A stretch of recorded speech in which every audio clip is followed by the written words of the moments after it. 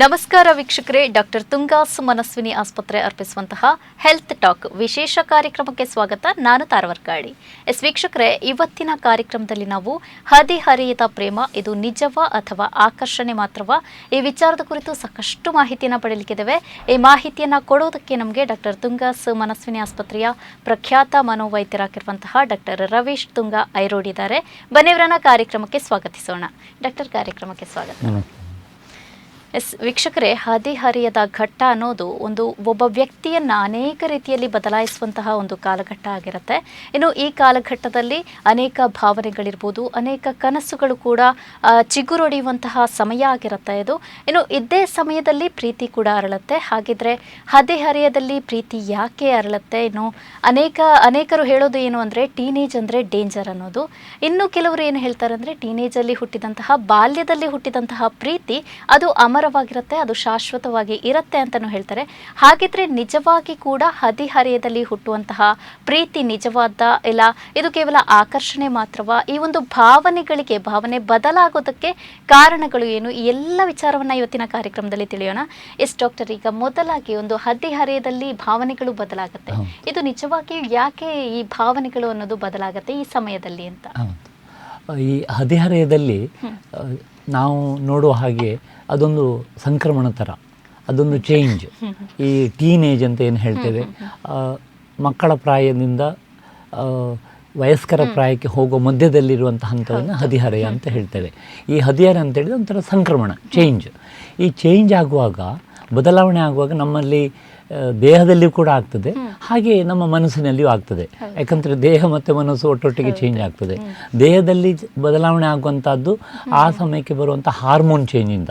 ಈಗ ಟೀನೇಜ್ ಅಂತ ಹೇಳಿದರೆ ನಾವು ಹೇಳುವಂಥದ್ದು ಈಗ 12 ವರ್ಷ ಆದಮೇಲೆ 13 ಅಂತ ಹೇಳ್ತೀವಲ್ಲ, 13 to 19, ಟೀನ್, 13, 14, 15, 16, 17, 18, 19.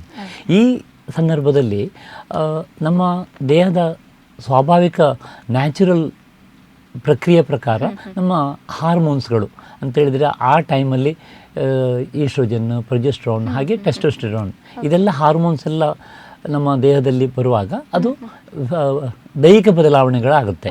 ಆ ದೈಹಿಕ ಬದಲಾವಣೆಗಳು ಆಗ್ತಾ ಇರುವ ಹಾಗೆ ನಮ್ಮ ಮನಸ್ಸಿನಲ್ಲಿ ಕೂಡ ಬದಲಾವಣೆ ಆಗುತ್ತೆ. ಮನಸ್ಸಿನಲ್ಲಿ ಭಾವನೆಗಳು ಇರ್ಬೋದು, ನಮ್ಮ ಯೋಚನೆಗಳಿರ್ಬೋದು, ಹಾಗೆ ವರ್ತನೆಯಿಂದಾಗಿ ಎಲ್ಲ ಬದಲಾವಣೆಗಳು ನಾನು ನೋಡುವಂಥ ಒಂದು ಈ ಸ್ಟೇಜ್ ಉಂಟಲ್ಲ, ಇದಕ್ಕೆ ಸಂಕ್ರಮಣ ಅಂತ ಹೇಳ್ತೀವಿ, ಹದಿಹರೆಯ ಅಂತ ಹೇಳ್ತೀವಿ, ಅಥವಾ ಟೀನೇಜ್ ಅಂತ ಹೇಳ್ತೀವಿ. ಇದರಲ್ಲಿ ಎಲ್ಲ ನಮ್ಮ ಮನಸ್ಸಿಗೆ ಸಂಬಂಧಪಟ್ಟಂಥ ಭಾವನೆಗಳು ಉಲ್ಬಣಗೊಳ್ಳುವಂಥದ್ದು ನಾವು ನೋಡ್ತೇವೆ. ಓಕೆ, ಇನ್ನು ಈ ಹಾರ್ಮೋನ್ ಚೇಂಜಸ್ ಅಂತ ಹೇಳಿದರೆ, ಹಾಗಿದ್ರೆ ಈ ಪ್ರೀತಿಗೆ ಮತ್ತೆ ಈ ಹಾರ್ಮೋನ್ ಚೇಂಜಸ್ಗೆ ಏನು ಸಂಬಂಧ? ಖಂಡಿತ ತುಂಬ ಅದಕ್ಕೆ ಡೈರೆಕ್ಟ್ ಕನೆಕ್ಷನ್ಸ್ ಇದೆ. ಯಾಕಂತ ಹೇಳಿದರೆ ಈ ಹಾರ್ಮೋನ್ಸ್ ಅನ್ನುವಂಥದ್ದು ಎಂಡೋಕ್ರೈನಲ್ ಸಿಸ್ಟಮ್ ಅಂತ ನಾವೇನು ಹೇಳ್ತೇವೆ, ಅದು ನಮ್ಮ ದೇಹದಲ್ಲಿ ಆಗುವಂಥ ಬದಲಾವಣೆ. ಈ ನಾವು ಈ ಎಂಡೋಕ್ರೈನ್ ಸಿಸ್ಟಮ್ ಮತ್ತು ಈ ಮನಸ್ಸಿಗೆ ಸಂಬಂಧಪಟ್ಟಂಥದ್ದು ಹಾಗೆ ನ್ಯೂರೋ ಸೈನ್ಸಸ್ನೆಲ್ಲ ಒಟ್ಟು ಕೂಡಿಸಿ ನೋಡಿದಾಗ ಒಂದಕ್ಕೊಂದು ಸಂಬಂಧ ಇದೆ. ಲಿಂಬಿಕ್ ಸಿಸ್ಟಮ್ ಅಂತ ಹೇಳ್ತೇವೆ, ಮೆದುಳಿನಲ್ಲಿರೋದು, ಅಲ್ಲಿಂದ ಹೈಪೋಥಾಲಮಸ್, ಹಾಗೆ ಪಿಟ್ಯೂಟರಿ, ಹಾಗೆ ಎಡ್ರಿನಲ್ ಗ್ಲ್ಯಾಂಡ್, ಅದು ಒಂದಕ್ಕೊಂದು ಕನೆಕ್ಷನ್ ಇರುವಂಥ LHP ಆ್ಯಕ್ಸಿಸ್. ಅದು ನಾವು ನ್ಯೂರೋಫಿಸಿಯಾಲಜಿಯಲ್ಲಿ ಕಲ್ತಿರುವಂಥದ್ದು. ಅಲ್ಲಿ ಏನಾಗುತ್ತೆ ಅಂತ ಹೇಳಿದರೆ ಈ ಹಾರ್ಮೋನ್ಸ್ಗಳು ಬದಲಾವಣೆ ಆದಾಗ ಅದು ನಮ್ಮ ಮನಸ್ಸಿನಿಂದನೇ ಸ್ಟಾರ್ಟ್ ಆಗುತ್ತೆ ಆ ಬದಲಾವಣೆಗಳು. ಹಾಗೂ ಈ ಹಾರ್ಮೋನ್ಸು ಮನಸ್ಸಿನ ಮೇಲೆ ಕೂಡ ಪ್ರಭಾವ ಬೀರುತ್ತವೆ. ಹಾಗೆ ಅದು ಎರಡಕ್ಕೂ ಕೂಡ ಅನ್ಯೋನ್ಯ ಸಂಬಂಧ ಇದೆ. ಯಾಕಂತ ಹೇಳಿದರೆ ನಮ್ಮ ಭಾವನೆಗಳು ಉತ್ಪಾದನೆ ಆಗುವುದೇ ನಮ್ಮ ಮೆದುಳಿನ ಇದರಲ್ಲಿ ಇಮೋಷನ್ ಸೆಂಟರ್ ಅಂತ ಏನು ಹೇಳ್ತೇವೆ, ಅದು ಲಿಂಬಿಕ್ ಸಿಸ್ಟಮ್ ಅಂತ, ಅಲ್ಲಿಂದನೇ ಉತ್ಪಾದನೆ ಆಗೋದು. ಅದು ಅಲ್ಟಿಮೇಟ್ಲಿ ಹಾರ್ಮೋನ್ ಚೇಂಜಿಗೆ ಬರುತ್ತೆ. ಹಾರ್ಮೋನ್ ಚೇಂಜ್ ಇಂಟರ್ನಲ್ಲಿ ನಮ್ಮ ಮನಸ್ಸಿನ ಮೇಲೆ ಪ್ರಭಾವ ಬೀರಿ ಮನಸ್ಸು ಕೂಡ ಅದರಲ್ಲಿ ಅದಕ್ಕೆ ಸ್ಪಂದನೆಗೊಂಡು ಮನಸ್ಸಿನ ಭಾವನೆ ಇರ್ಬೋದು, ಮನಸ್ಸಿನ ಯೋಚನೆ ಇರ್ಬೋದು, ಹಾಗೆ ನಮ್ಮ ವರ್ತನೆ ಇರ್ಬೋದು, ಯಾವುದರಲ್ಲಿ ಕೂಡ ಅದು ಬದಲಾವಣೆಗಳನ್ನು ಕಾಣಲಿಕ್ಕೆ ಸಾಧ್ಯತೆ ಉಂಟು. ಓಕೆ, ಇನ್ನು ಹದಿಹರೆಯದಲ್ಲಿ ಹುಟ್ಟುವಂತಹ ಪ್ರೀತಿ ಮೊದಲ ಪ್ರೀತಿ ಆಗಿರುತ್ತೆ. ಆಲ್ಮೋಸ್ಟ್ ಆ ಒಂದು ಮೊದಲ ಪ್ರೀತಿಯನ್ನು ಕೆಲವರು ಹೇಳ್ತಾರೆ ಅದು ನಿಜವಾದ ಪ್ರೀತಿ ಆಗಿರುತ್ತೆ ಅಂತ. ನಿಜವಾಗಿ ಕೂಡ ಹದಿಹರೆಯದಲ್ಲಿ ಹುಟ್ಟುವಂತಹ ಪ್ರೀತಿ ನಿಜವಾದ ಇಲ್ಲ ಆಕರ್ಷಣೆ ಮಾತ್ರವಾ ಅಂತ? ಹಾಗೆ ನಾನು ಜನರಲೈಸ್ ಮಾಡಲಿಕ್ಕೆ ಆಗೋದಿಲ್ಲ. ಯಾಕಂತ ಹೇಳಿದರೆ ಪ್ರಥಮ ಪ್ರೀತಿ ಹುಟ್ಟುವುದು ಹದಿಹರೆಯದಲ್ಲಿ ಅಂತೂ ನಿಜ. ಆದರೆ ಆ ಪ್ರೀತಿ ಅದು ಎಷ್ಟರ ಮಟ್ಟಿಗೆ ಪ್ರಾಕ್ಟಿಕಲ್, ಎಷ್ಟರ ಮಟ್ಟಿಗೆ ಅದು ಪ್ರೀತಿ ಮತ್ತೆ ಮುಂದುವರ್ಕೊಂಡು ಅವರ ಜೀವನ ಪರ್ಯಂತ ಇರುತ್ತೆ, ಎಷ್ಟರ ಮಟ್ಟಿಗೆ ಅದರದ ನೀವು ಅದು ನಿಜವಾ ಅಂತ ಕೇಳಿದಿರಿ. ಅದು ಪ್ರೀತಿ ನಿಜ, ಆದರೆ ಅದು ಎಷ್ಟು ಅದು ದೈಹಿಕ ಆಕರ್ಷಣೆಯಿಂದ ಪ್ರೀತಿ ಬರುತ್ತೆ, ಹಾಗೆ ನಮ್ಮ ಭಾವನೆಗಳ ಆಕರ್ಷಣೆಯಿಂದ ಕೂಡ ಪ್ರೀತಿ ಬರುತ್ತೆ. ಯಾವಾಗಲೂ ಭಾವನೆ ಮತ್ತು ದೈಹಿಕ ಆಕರ್ಷಣೆಗಳಿಂದ ಬರುವಂಥ ಪ್ರೀತಿ ಅದು ಅದು ಚೇಂಜ್ ಆಗ್ತಾ ಇರುತ್ತೆ. ಆದರೆ ಅದನ್ನು ಕಂಟ್ರೋಲ್ ಮಾಡುವಂಥದ್ದೊಂದು ಉಂಟು. ಅದು ನಮ್ಮ ಯೋಚನೆ, ನಮ್ಮ ವಿವೇಕ ಏನುಂಟು, ನಮ್ಮ ದೇವರು ನಮಗೆ ಬುದ್ಧಿಯನ್ನು ಕೊಟ್ಟಿರ್ತಾನೆ, ಅದರೊಟ್ಟಿಗೆ ನಮಗೆ ಪಕ್ವತೆಯನ್ನು ಕೊಡ್ತಾನೆ. ನಾವು ಯಾವುದೇ ಒಂದು ನಿರ್ಧಾರ ತಗೊಳ್ಳೋದಿರಲಿ ಅಥವಾ ನಾವು ಯಾವುದೇ ಒಂದು ಈ ಸಂದರ್ಭದಲ್ಲಿ ಹೆಚ್ಚಾಗಿ ಹದಿಹರೆಯದಲ್ಲಿ ಏನಾಗುತ್ತೆ ಅಂತ ಹೇಳಿದರೆ ಇಮೋಷನ್ಸ್ ಮತ್ತು ನಮ್ಮ ಥಿಂಕಿಂಗ್ ಒಟ್ಟೊಟ್ಟಿಗೆ ಹೋಗೋದಿಲ್ಲ. ಅದು ಇಮೋಷನ್ಸ್ ಜಾಸ್ತಿ ಆದ ಕೂಡಲೇ ಭಾವನೆಗಳಿಗೆ ನಾವು ಅದನ್ನೇ ನಂಬಿಕೊಂಡು ಅದರ ಹಿಂದೆ ಹೋದಾಗ ಅದು ಏನೋ ಒಂಥರ ತಪ್ಪು ದಾರಿಗೆ ಹೋಗ್ತೇವಾ ಅಥವಾ ಅದರ ಪರಿಣಾಮ ಏನು ನೇರ ಆಗ್ತದೆ ಇಲ್ವ ಅನ್ನೋಂಥದ್ದು ನಾವು ಸೈಕಾಲಜಿ ಪ್ರಕಾರ ಹೇಳುವಾಗ ನಾವು ಹೇಳ್ತೇವೆ. ಯಾವಾಗಲೂ ಯೋಚನಾತ್ಮಕ ನಿರ್ಧಾರ ಅದು ಗಟ್ಟಿಯಾಗಿರುತ್ತೆ, ಭಾವನಾತ್ಮಕ ನಿರ್ಧಾರ ಅದು ಅಷ್ಟು ಫೌಂಡೇಶನ್ ಸರಿ ಇರೋದಿಲ್ಲ. ಯಾಕಂದರೆ ಭಾವನೆಗಳು ಏರುಪೇರು ಆಗ್ತಾ ಹೋಗ್ತವೆ, ಯೋಚನೆಗಳು ಭದ್ರವಾಗಿದ್ದರೆ ಅದು ಶಾಶ್ವತವಾಗಿರುತ್ತೆ. ಅದರಿಂದ ನಾವು ಭಾವನಾತ್ಮಕ ನಿರ್ಧಾರಕ್ಕಿಂತ ಯೋಚನಾತ್ಮಕ ನಿರ್ಧಾರ, ನಮ್ಮ ವಿಸ್ಡಮ್ ಏನುಂಟು, ಪರಿಪಕ್ವತೆ ಏನುಂಟು, ನಮ್ಮ ವಿವೇಕ ಏನುಂಟು, ಅದನ್ನು ಅವಲಂಬಿಸಿ ನಾವು ನಿರ್ಧಾರ ತಗೊಂಡು ಅದರಿಂದ ಪ್ರೀತಿ ಹೊರಹೊಮ್ಮಿದರೆ ಆ ಪ್ರೀತಿ ನಿಜವಾಗಿರುತ್ತೆ, ತುಂಬ ಶಾಶ್ವತವಾಗಿರುತ್ತೆ, ಅಥವಾ ತುಂಬ ಹೊತ್ತಿನ ಸಮಯ ಅಂದರೆ ಲೈಫ್ ಲಾಂಗ್ ಇರ್ಬೋದು ಅನ್ನುವಂಥದ್ದು ಒಂದು ಸೈಕಾಲಜಿ ಆ್ಯಂಗಲಲ್ಲಿ ನಾವು ಹೇಳುವಂಥದ್ದು. ಓಕೆ, ಹಾಗಿದ್ರೆ ಈಗ ಪ್ರೌಢಾವಸ್ಥೆ ಬಂದ ತಕ್ಷಣ ಅವರಿಗೊಂದು ಬುದ್ಧಿವಂತಿಕೆ ಬರುತ್ತೆ, ವಿವೇಕ ಬರುತ್ತೆ ಅಂತ ಹೇಳ್ಬೋದು. ಹಾಗಿದ್ರೆ ಪ್ರೌಢಾವಸ್ಥೆಯಲ್ಲಿ ಹುಟ್ಟುವಂತಹ ಪ್ರೀತಿ ಹಾಗೇನೆ ಇದ್ರ ಮುಂಚೆ ಹದಿಹರೆಯದಲ್ಲಿ ಹುಟ್ಟುವಂತಹ ಪ್ರೀತಿಯ ನಡುವೆ ಏನು ವ್ಯತ್ಯಾಸ ಇರುತ್ತೆ ಅಂತ? ತುಂಬ ವ್ಯತ್ಯಾಸ ಇರುತ್ತೆ. ಈ ಹದಿಹರೆಯದಲ್ಲಿ ಅವರಿಗೆ ಪ್ರೌಢಾವಸ್ಥೆಗೆ ಅಷ್ಟು ಮೆಚುರಿಟಿ, ಪಕ್ವತೆ ಇರುವುದಿಲ್ಲ. ಅವರು ಏನು ಯೋಚನೆ ಮಾಡ್ತಿರ್ತಾರೆ ಅದರ ಹಿಂದುಗಡೆ ಅವರದ್ದು ವಿವೇಕದ ಸಪೋರ್ಟ್ ಇರುವುದಿಲ್ಲ, ವಿಸ್ಡಮ್ ಸಾಕಾಗಿರುವುದಿಲ್ಲ. ಯಾಕಂತ ಹೇಳಿದರೆ ಎಲ್ಲ ನಾವು ನಮ್ಮ ಅದು ಯಾವುದೇ ಒಂದು ವಸ್ತುಸ್ಥಿತಿ ಇರ್ಬೋದು, ಅದು ನಮ್ಮ ಮನಸ್ಸಿಗೆ ಅದು ಹಿಡಿಯಬೇಕಾದರೆ ಅದು ನಾವು ತುಲನೆ ಮಾಡಿಕೊಂಡು ನಮ್ಮ ಮನಸ್ಸಿನ ಒಳಗೆ ಅದನ್ನು ಅಳವಡಿಸ್ಕೊಳ್ಬೇಕು. ಅದು ಹಾಗೆ ನಮ್ಮ ಅನುಭವದಿಂದ, ನಮ್ಮ ಬೆಳವಣಿಗೆಯ ಒಂದು ರೀತಿಯಿಂದ ಅಥವಾ ಕಲ್ಚರಿಂದ, ನಮ್ಮ ಜೀವನದ ವ್ಯಾಲ್ಯೂಸಿಂದ, ಮೌಲ್ಯಗಳಂತ ಏನು ಹೇಳ್ತೇವೆ ಅದರಿಂದ ಅದೆಲ್ಲರೂ ಕೂಡ ಒಟ್ಟಿಗೆ ಆಗಿ ಬರುವಾಗ ನಮಗೆ ಒಂದು ಪಕ್ವತೆ ಬರುತ್ತೆ. ಆ ಪಕ್ವತೆ ಬರೋದು ಯಾವಾಗ ಅಂತ ಹೇಳಿದರೆ ಸಾಧಾರಣ ಪ್ರೌಢಾವಸ್ಥೆಯಲ್ಲಿ. ಅದು ಈ ಹದಿಹರೆಯದಲ್ಲಿ ಅವರಿಗೆ ಪಕ್ವತೆ ಬಂದರೆ ಅವರ ನಿರ್ಧಾರ ಸರಿ ಇರುತ್ತೆ. ಆ ಪಕ್ವತೆ ಅಥವಾ ಮೆಚುರಿಟಿ ಅಂತ ಏನು ಹೇಳ್ತೇವೆ, ಮೆಚುರಿಟಿ ಇಲ್ಲದೆ ಅವರು ಭಾವನಾತ್ಮಕವಾಗಿ ಹೋದರೆ ಅದರಲ್ಲಿ ಅಷ್ಟು ನಿರ್ಧಾರ ಅಷ್ಟು ಸರಿಯಾಗೋದಿಲ್ಲ. ಆ ಪ್ರೀತಿ ಬೇಸಿಸ್ ಸರಿ, ಫೌಂಡೇಶನ್ ಸ್ಟ್ರಾಂಗ್ ಇರೋದಿಲ್ಲ ಅನ್ನುವಂಥದ್ದು ನಾವು ಕಂಡುಕೊಂಡಂಥ ವಿಚಾರ. ಓಕೆ, ಇನ್ನು ಹದಿಹರೆಯದ ವಯಸ್ಸಿನವರ ಮೇಲೆ ಈ ಸಾಮಾಜಿಕ ಜಾಲತಾಣ ಇರ್ಬೋದು, ಕೆಲವು ವೆಬ್ ಸೀರೀಸ್, ಕೆಲವೊಂದು ಲವ್ ಸ್ಟೋರೀಸ್, ಸಿನಿಮಾಗಳಿರ್ಬೋದು, ಯಾವ ರೀತಿಯಾಗಿ ಅವರೊಂದು ಮೆದುಳಿಗೆ ಪರಿಣಾಮವನ್ನು ಬೀರುತ್ತೆ, ಅವರ ಭಾವನೆಗೆ ಯಾವ ರೀತಿ ಪರಿಣಾಮ ಬೀರುತ್ತೆ? ಮೇಡಮ್, ನೀವು ಒಂದು ಒಳ್ಳೆಯ ಈಗಿನ ಒಂದು ಪ್ರಚಲಿತ ಸಮಾಜದಲ್ಲಿ ಏನು ಆಗ್ತಾ ಉಂಟು ಅದಕ್ಕೆ ಪೂರಕವಾಗಿ ಪ್ರಶ್ನೆಯನ್ನು ಕೇಳಿದ್ದೀರಿ. ಇದು ಈಗಿನ ಒಂದು ಸಮಾಜದಲ್ಲಿ ನಾವು ನೋಡುವಂಥದ್ದು ತುಂಬ ತುಂಬ ಕಾಮನ್. ಯಾಕಂತ ಹೇಳಿದರೆ ಸಾಧಾರಣವಾಗಿ ನಾವೀಗ ಯಾವುದೇ ಕಾರಣ ಇರ್ಬೋದು, ನಾವೀಗ ಸೋಷಿಯಲ್ ಮೀಡಿಯಾವನ್ನು ಹೆಚ್ಚು ಡಿಪೆಂಡ್ ಆಗ್ತೇವೆ. ಹೆಚ್ಚು ನಾವು ಈ ಕುಟುಂಬ ವ್ಯವಸ್ಥೆಯಿಂದ ನಾವು ನ್ಯೂಕ್ಲಿಯರ್ ಫ್ಯಾಮಿಲಿ, ಕುಟುಂಬ ಸಣ್ಣದಾಗಿ ಅಂದರೆ ನಮ್ಮ ಮನೆಯಲ್ಲಿ ನಮಗೆ ಹೆಚ್ಚು ಒಡನಾಟ ಇರುವುದಿಲ್ಲ. ಹಾಗೆ ನಮ್ಮ ಫ್ರೆಂಡ್ ಸರ್ಕಲ್ ಹೆಚ್ಚು ಸೋಷಲೈಸೇಷನ್ಗಿಂತ ಹೆಚ್ಚು ನಾವು ಮೊಬೈಲನ್ನು ಡಿಪೆಂಡ್ ಆಗಿ ಸೋಷಿಯಲ್ ಮೀಡಿಯಾಕ್ಕೆ ಹೋಗ್ತೇವೆ. ಸೊ ಹಾಗೆಲ್ಲ ಇರುವಾಗ ನಮ್ಮ ಸೋಷಿಯಲ್ ಮೀಡಿಯಾದಲ್ಲಿ ಏನು ಬರುತ್ತೆ ಅದನ್ನು ನಾವು ನಂಬ್ತೇವೆ. ಸಿನಿಮಾದಲ್ಲಿ ಏನು ತೋರಿಸ್ತಾರೆ, ಹೆಚ್ಚಿನ ಸಿನಿಮಾದಲ್ಲಿ ಬಂಡವಾಳವೇ ಅವ್ರದ್ದು ಹದಿಹರೆಯದ ಪ್ರೇಮ ಪ್ರೀತಿ, ಇದರ ಬಂಡವಾಳದಲ್ಲಿಯೇ ನಾವು ನೋಡ್ತೇವೆ ಎಷ್ಟೋ ಸಿನಿಮಾಗಳನ್ನು. ಅದು ಕೂಡ ನಮ್ಮ ಮನಸ್ಸಿಗೆ ನಾಟುವಂಥದ್ದು ಇರ್ತದೆ. ಆವಾಗ ನಾವು ಅದರಲ್ಲಿ ಇನ್ವಾಲ್ವ್ ಆಗ್ತೇವೆ. ಆ ಸಿನಿಮಾದೊಟ್ಟಿಗೆ ನಾವು ಕೂಡ ಅದರ ಪಾತ್ರಧಾರಿಯಾಗಿ ನಮ್ಮನ್ನು ನಾವು ಫ್ಯಾಂಟಸೈಸ್ ಮಾಡಿಕೊಂಡು ಹೋಲಿಸ್ಕೊಂಡು ನಾವು ಅದನ್ನು ಎಂಜಾಯ್ ಮಾಡುವಂಥದ್ದು ಅಥವಾ ಅದರಿಂದ ಪ್ರಭಾವಿತವಾಗ್ತೇವೆ. ಅದರಿಂದ ಈ ಥರದೆಲ್ಲ ಒಂದು ಇದು ಭಾವನೆಗಳು ಅದು ಇನ್ಫ್ಲುಯೆನ್ಷಿಯಲ್ ತುಂಬ ನಮ್ಮ ಮನಸ್ಸಿನ ಮೇಲೆ ಇನ್ಫ್ಲುಯೆನ್ಸ್ ಆಗುತ್ತೆ. ಯಾಕಂದ್ರೆ ಸೋಷಿಯಲ್ ಮೀಡಿಯಾದಲ್ಲಿ ಬರುವಂಥದ್ದು ರೀಲ್ಸ್ ಇರ್ಬೋದು ಅಥವಾ ಯೂಟ್ಯೂಬಲ್ಲಿ ಬರುವಂಥದ್ದು ಇರ್ಬೋದು. ಅಂದರೆ ಆ ಏಜಲ್ಲಿ ನಾವು ಏನು ನೋಡ್ತೇವೆ ಅದನ್ನು ನಾವು ಸತ್ಯ ಅಂತ ನಂಬಿ, ಅದು ಸಿನಿಮಾವೇ ಇರ್ಬೋದು, ಸಿನಿಮಾ ನಮ್ಗೆ ಗೊತ್ತುಂಟು, ಅದೆಲ್ಲ ಒಂದು ಸಿನಿಮಾ ಜನರ ಮನೋರಂಜನೆಗೆ ಇರುವಂಥದ್ದಂತ ನಮಗೆ ಗೊತ್ತುಂಟು. ಆದರೆ ಆ ಏಜಲ್ಲಿ ಆ ಸಿನಿಮಾನೆಲ್ಲ ನೋಡುವಾಗ ನಾವು ಕೂಡ ಅದನ್ನು ಅದೇ ಥರದಲ್ಲಿ ಅನುಭವಿಸಿ ಅದನ್ನು ಸಿನಿಮಾವನ್ನು ಆ ಥರ ಒಂದು ಇಮೋಷನಲ್ ಆಗಿ ತಗೊಂಡು ಹೋಗ್ತೇವೆ. ಅದು ಸಕ್ಸಸ್ ಆಗಿರುತ್ತೆ. ನಮ್ಮ ಕಾಲದಲ್ಲಿ ಮರೋ ಚರಿತ್ರ ಅಥವಾ ಇದು ಅಂಥದ್ದು ಕೆಲವು ಸುಮಾರು ಈ ಪ್ರೀತಿ ಪ್ರೇಮದಲ್ಲಿ ಅದನ್ನೇ ಬಂಡವಾಳ, ಮಾನಸ ಸರೋವರ ಇರ್ಬೋದು, ಕನ್ನಡ ಸಿನಿಮಾ ಇರ್ಬೋದು, ಹಿಂದಿ ಸಿನಿಮಾ ಅಥವಾ ಇಂಗ್ಲೀಷ್ ಯಾವುದೇ ಇರ್ಬೋದು, ಎಲ್ಲದರದ್ದು ಹೆಚ್ಚಿನ ಥೀಮ್ಗಳು ಈ ಹದಿಹರೆಯದ ಪ್ರೇಮದ ಮೇಲೆ ಬಂಡವಾಳ ಹಾಕ್ಕೊಂಡು ಮಾಡಿರುವಂಥದ್ದು. ಅದು ಹದಿಹರೆಯಕ್ಕೆ ರೀಚ್ ಆಗುತ್ತೆ. ಅವರು ಅದರಲ್ಲಿ ತಾವು ಕೂಡ ಅದರಲ್ಲಿ ಪಾತ್ರಧಾರಿ ಅಂತೇಳಿ ಇಮ್ಯಾಜಿನ್ ಮಾಡಿಕೊಂಡು ಫ್ಯಾಂಟಸೈಸ್ ಮಾಡಿಕೊಂಡು ಅದನ್ನೇ ಸತ್ಯ ಅಂತ ನಂಬಿಕೊಂಡು ಅವರು ತುಂಬ ಪ್ರಭಾವಿತರಾಗ್ತಾರೆ ಅದರ ಮೇಲೆ. ಇನ್ನು ಹದಿಹರೆಯದಲ್ಲಿ ಕೇವಲ ಪ್ರೇಮ ಮಾತ್ರ ಆಗಲ್ಲ, ಪ್ರೇಮ ವಿಫಲತೆ ಕೂಡ ಕಂಡುಬರುತ್ತೆ. ಅನೇಕ ರೀತಿಯ ವಿಫಲತೆಗಳನ್ನ ಕೂಡ ಅನುಭವಿಸ್ತಾರೆ.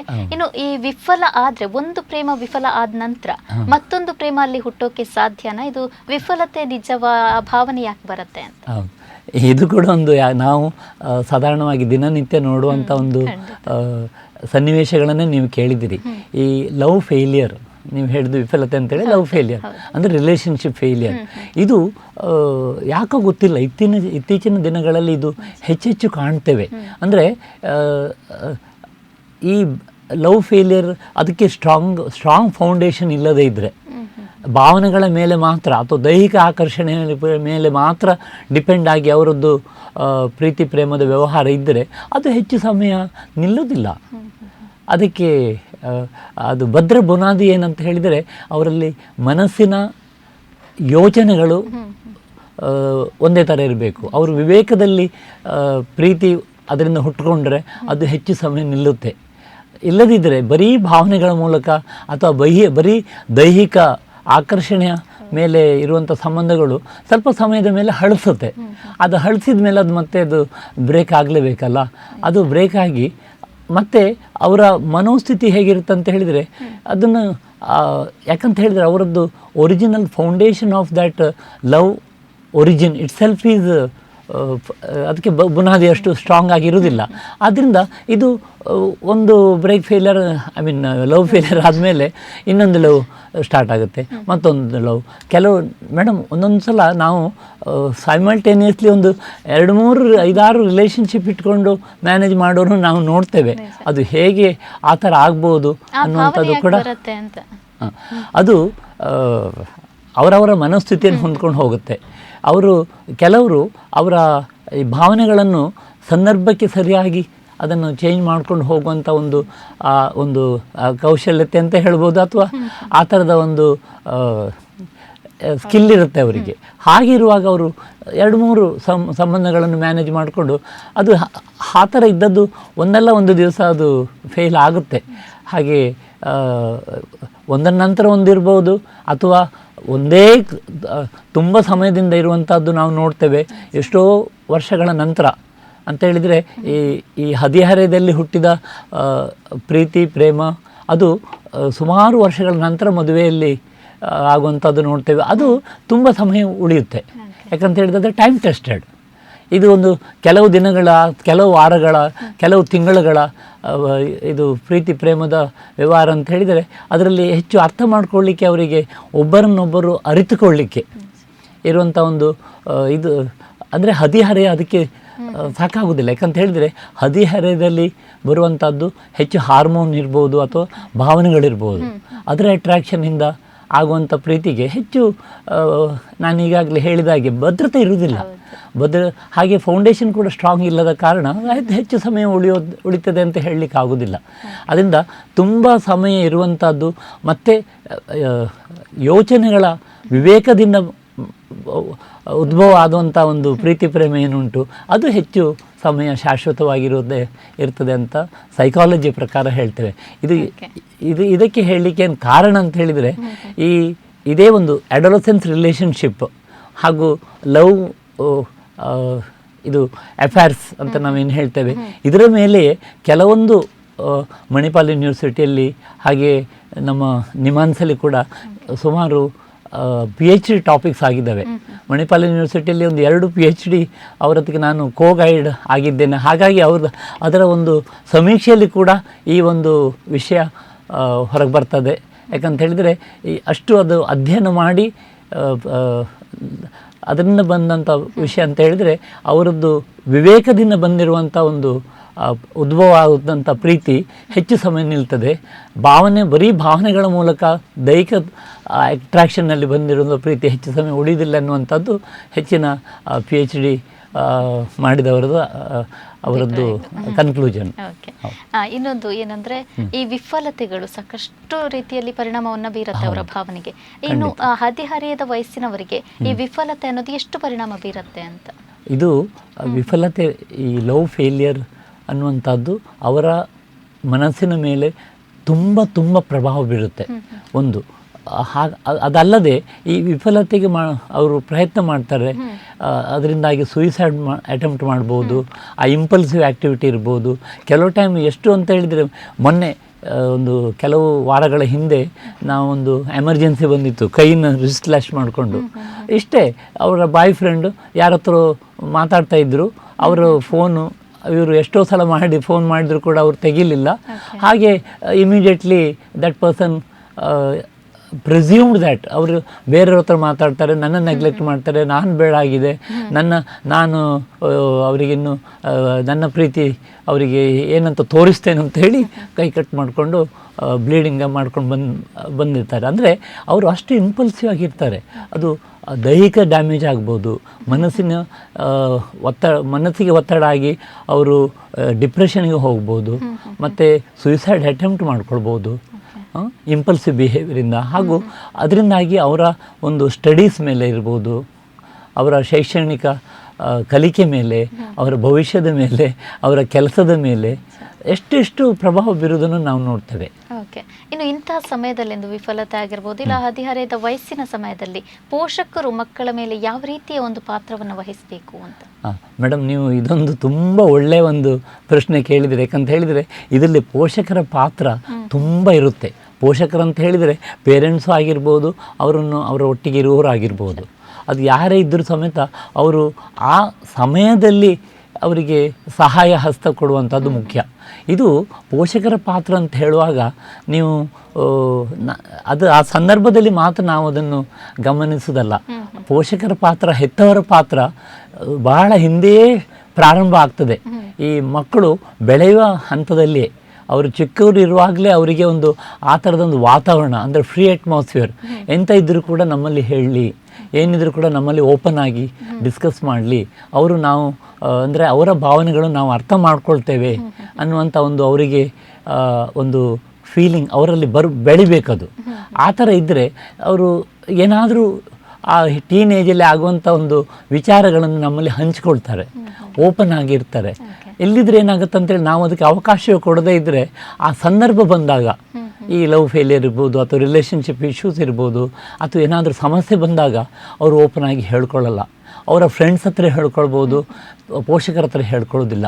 ಅಂದರೆ ಆ ಮೂಮೆಂಟಲ್ಲಿ ಏನಾಗುತ್ತೆ ಅಂದರೆ ಹೇಳಿದರೆ ಅವರಿಗೆ ಏನು ತಿಳ್ಕೊಳ್ತಾರೆ, ಏನು ಮಾಡ್ತಾರೆ, ಬೈತಾರೆ, ಹಾಗೆಲ್ಲ ಏನೋ ಒಂದು ಕಲ್ಪನೆಗಳು, ಅವರ ಒಂದು ಮನೋಸ್ಥಿತಿ ಆವಾಗ ಏನೇನೋ ಇರುತ್ತೆ.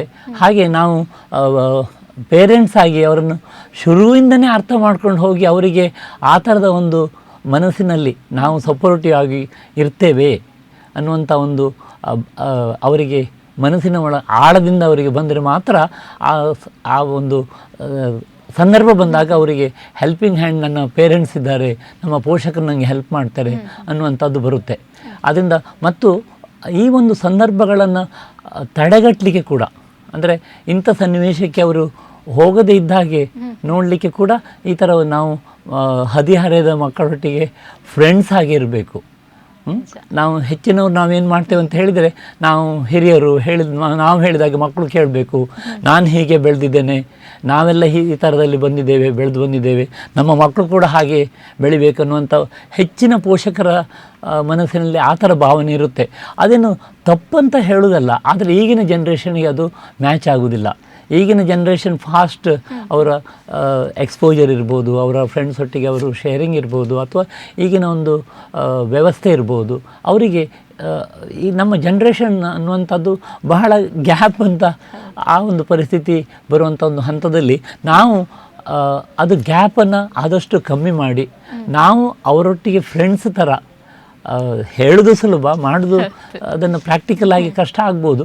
ಆದರೂ ಅವರ ಒಂದು ಕೆಲವೊಂದು ವಿಷಯಗಳಲ್ಲಿ ಈ ಹದಿಹರೆಯದಲ್ಲಿ ಅವರು ಮಾಡೋದೆಲ್ಲದಕ್ಕೂ ನಾವು ಸಪೋರ್ಟ್ ಮಾಡೋದಂತಲ್ಲ, ಅವರು ಏನೇ ಮಾಡಿದರೂ ನಾವು ಅವರಿಗೆ ಬಿಟ್ಟುಕೊಡುವಂಥದ್ದಲ್ಲ. ಅವರಿಗೆ ಒಂದು ಮೌಲ್ಯಗಳನ್ನು, ಅವರ ಜೀವನ ಮೌಲ್ಯ ಏನುಂಟು, ಮತ್ತು ನಮ್ಮ ಕಲ್ಚರಲ್ ವ್ಯಾಲ್ಯೂಸ್ ಏನುಂಟು, ಅಥವಾ ವಸ್ತುಸ್ಥಿತಿ ಏನುಂಟು, ಮುಂದಿನ ಭವಿಷ್ಯದ ಬಗ್ಗೆ ಯಾವ ಥರದಲ್ಲಿ ಅವರು ಓಪನ್ ಆಗಿರಬೇಕು, ಯಾವ ಥರದಲ್ಲಿ ಇರಬೇಕು, ಸರಿ ಮಾರ್ಗದಲ್ಲಿ ಹೋಗುವಂತೆ ಅವರಿಗೆ ಸಪೋರ್ಟಿವ್ ಆಗಿರುವಂಥದ್ದು. ಆ ಒಂದು ದೃಷ್ಟಿಯಲ್ಲಿ ಅವ್ರ ಹತ್ರ ನಾವು ಯಾವಾಗಲೂ ಡಿಸ್ಕಷನ್ಸ್ ಮಾಡ್ತಾಯಿದ್ರೆ, ಅದನ್ನು ನಾವು ದಿನನಿತ್ಯ ಮನೆಯಲ್ಲಿ ಡಿಸ್ಕಷನ್ಸ್ ಓಪನ್ ಆಗಿ ಮಾಡ್ತಾಯಿದ್ದರೆ, ಅವರಿಗೆ ಏನಾದರೂ ಒಂದು ಸಮಸ್ಯೆ ಬಂದಾಗ ಹದಿಹರೆಯದಲ್ಲಿ ಈ ಥರದ ಒಂದು ಬ್ರೇಕಪ್ಸ್ ಬಂದರೆ ಅಥವಾ ಈ ಥರದ ರಿಲೇಷನ್ಶಿಪ್ ಇಶ್ಯೂಸ್ ಬಂದರೆ ಅವರು ನಮ್ಮ ಹತ್ರ ಹಂಚಿಕೊಳ್ಳಲಿಕ್ಕೆ ಸಾಧ್ಯತೆ ಜಾಸ್ತಿ. ಇಲ್ಲಿದ್ದರೆ ಅವರಿಗೆ ಅದನ್ನು ಹಂಚಿಕೊಳ್ಳುವಂಥ ಆ ಒಂದು ಬರೋದಿಲ್ಲ, ಹೆದರ್ಕೊಳ್ತಾರೆ ಅವರು, ಓಪನ್ನೆಸ್ ಬರುವುದಿಲ್ಲ. ಆ ಓಪನ್ನೆಸ್ಸನ್ನು ಕ್ರಿಯೇಟ್ ಮಾಡುವಂಥದ್ದು ಪೋಷಕರ ಪಾತ್ರ. ಓಕೆ, ಈ ಪೋಷಕರ ಪಾತ್ರದ ಬಗ್ಗೆ ಹೇಳಿದ್ವಿ ನಾವು. ಇನ್ನೊಂದು ಹದಿಹರೆಯದ ವಯಸ್ಸಲ್ಲಿ ಹೇಗೆ ಅಂದರೆ ಎಲ್ಲನೂ ಹಂಚ್ಕೊಳ್ತಾರೆ ತಂದೆ ತಾಯಿ ಜೊತೆ, ಒಂದು ಸಾಮಾನ್ಯ ಪ್ರಶ್ನೆ ಇದು. ಎಲ್ಲನೂ ಹಂಚ್ಕೊಳ್ತಾರೆ, ತುಂಬ ಫ್ರೆಂಡ್ಲಿ ಆಗಿರ್ತಾರೆ. ಆದರೂ ಕೂಡ ಈ ಪ್ರೀತಿ ಅಂತ ಬಂದಾಗ ಏನೋ ಒಂದು ಹಿಂಜರಿಕೆ, ಏನೋ ಒಂದು ಭಯ, ತಂದೆ ತಾಯಿ ಜೊತೆ ಹೇಳ್ಕೊಳ್ಳಿಕ್ಕೆ ಅದೇನೋ ಒಂದು ಕಟ್ತದೆ ಅವರಿಗೆ. ಸೊ ಈ ಒಂದು ಭಾವನೆ ಬರಲಿಕ್ಕೆ, ಈ ಒಂದು ಭಯ ಬರಲಿಕ್ಕೆ ಏನು ಕಾರಣ? ಅದು ನಾನು ಈಗಾಗಲೇ ಹೇಳಿದ ಹಾಗೆ, ನಾವು ಮನೆಯಲ್ಲಿ ಯಾವ ಥರದಲ್ಲಿ ವ್ಯವಹರಿಸ್ತೇವೆ, ನಮ್ಮ ವ್ಯಾಲ್ಯೂಸ್ ಏನಿರ್ತೇವೆ, ನಾವು ಮನೆಯಲ್ಲಿ ಮಾತಾಡುವಾಗ ಹೀಗೆ ಯಾರು ಮಾಡ್ಕೊಳ್ಬಾರ್ದು, ಈ ಥರದಲ್ಲಿ ಅಂದರೆ ಬೇರೆ ಎಲ್ಲಿಯಾದರೂ ಒಂದು ಇನ್ಸಿಡೆಂಟ್ ಆದಾಗ ನಾವೇನಾದರೂ ಒಂದು ಕಮೆಂಟ್ ಮಾಡ್ತೇವೆ, ಅದರ ಬಗ್ಗೆ ಹೇಳ್ತೇವೆ. ನಾವು ಆ ಒಂದು ಸನ್ನಿವೇಶಕ್ಕೆ, ಅಂದರೆ ಆ ಘಟನೆಗೆ ಹೇಳಿದಂತ ನಾವು ಪೋಷಕರು ತಿಳ್ಕೊಳ್ತೇವೆ. ಆದರೆ ನಮ್ಮ ಮಕ್ಕಳು ಅದನ್ನು ತಲೆಯಲ್ಲಿ ಇಟ್ಕೊಳ್ತಾರೆ, ಅವರು ಅದನ್ನು ಗ್ರಾಸ್ಪ್ ಮಾಡ್ತಾರೆ. ನಾನು ಆ ಥರ ಮಾಡಿದರೆ ಇವರು ನನಗೆ ಹೀಗೆ ಹೇಳ್ಬೋದು ಅನ್ನುವಂಥದ್ದೊಂದು ತಲೆಯಲ್ಲಿ ಹೋಗಿರ್ತದೆ. ಹಾಗೆಲ್ಲ ಒಂದು ನಾನೀಗ ಅದೊಂದು ಉದಾಹರಣೆ ಹೇಳಿದಷ್ಟೇ. ಆ ಥರದ ಒಂದು ಇನ್ಸಿಡೆಂಟ್ಸ್ ಅವರ ತಲೆಯಲ್ಲಿ ಇದ್ದರೆ ಅವರು ಈ ಪ್ರೀತಿ ಪ್ರೇಮ ಬರುವಾಗ ಅದಕ್ಕೆ ಹಂಚಿಕೊಳ್ಳಿಕ್ಕೆ ಬೇರೆಲ್ಲ ವಿಷಯ ಹಂಚಿಕೊಳ್ತಾರೆ. ಈ ಥರದ ನಾವು ಎಷ್ಟೋ ಕೇಸ್ಗಳನ್ನು ನೋಡಿದ್ದೇವೆ ನಮ್ಮ ವೃತ್ತಿ ಜೀವನದಲ್ಲಿ. ಪೇರೆಂಟ್ಸ್ ಹತ್ರ ಅಷ್ಟು ಫ್ರೀಯಾಗಿ ಇರ್ತಾರಂತ ನಾವು ಎಣಿಸ್ತೇವೆ, ಆದರೆ ಈ ಒಂದು ವಿಷಯದಲ್ಲಿ ಅವರು ಹಂಚಿಕೊಳ್ಳೋದಿಲ್ಲ. ಅದನ್ನು ಅವರ ಫ್ರೆಂಡ್ಸ್ ಹತ್ರ ಅಥವಾ ಅವರ ಒಡನಾಡಿಗಳೊಟ್ಟಿಗೆ ಹಂಚಿಕೊಳ್ತಾರೆ, ಪೇರೆಂಟ್ಸ್ ಹತ್ರ ಮುಚ್ಚಿಡ್ತಾರೆ. ಅದೆಲ್ಲ ಸಾಧ್ಯತೆ ಉಂಟು. ಯಾಕಂತ ಹೇಳಿದರೆ ಅವರ ಒಂದು ಎಕ್ಸ್ಪೀರಿಯನ್ಸ್ ವಿತ್ ದ ಪೇರೆಂಟ್ಸ್, ಅವ್ರು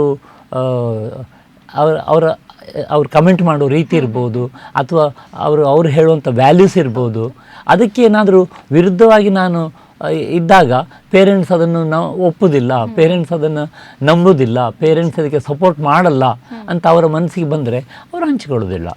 ಖಂಡಿತ. ಈಗ ಪಾತ್ರ ಹೇಳಿದ್ವಿ ನಾವು, ಪೋಷಕರ ಪಾತ್ರ ಇರೋದು ಮನೆಯಲ್ಲಿ ಯಾವ ರೀತಿ ಅಂತ. ಇನ್ನು ಹೆಚ್ಚಾಗಿ ಅಂದರೆ ಹದಿಹರೆಯದಿರ್ಬೋದು, ಮಕ್ಕಳ ಮೇಲೆ ಪರಿಣಾಮ ಬೀರೋದು ಶೈಕ್ಷಣಿಕ ಕ್ಷೇತ್ರ.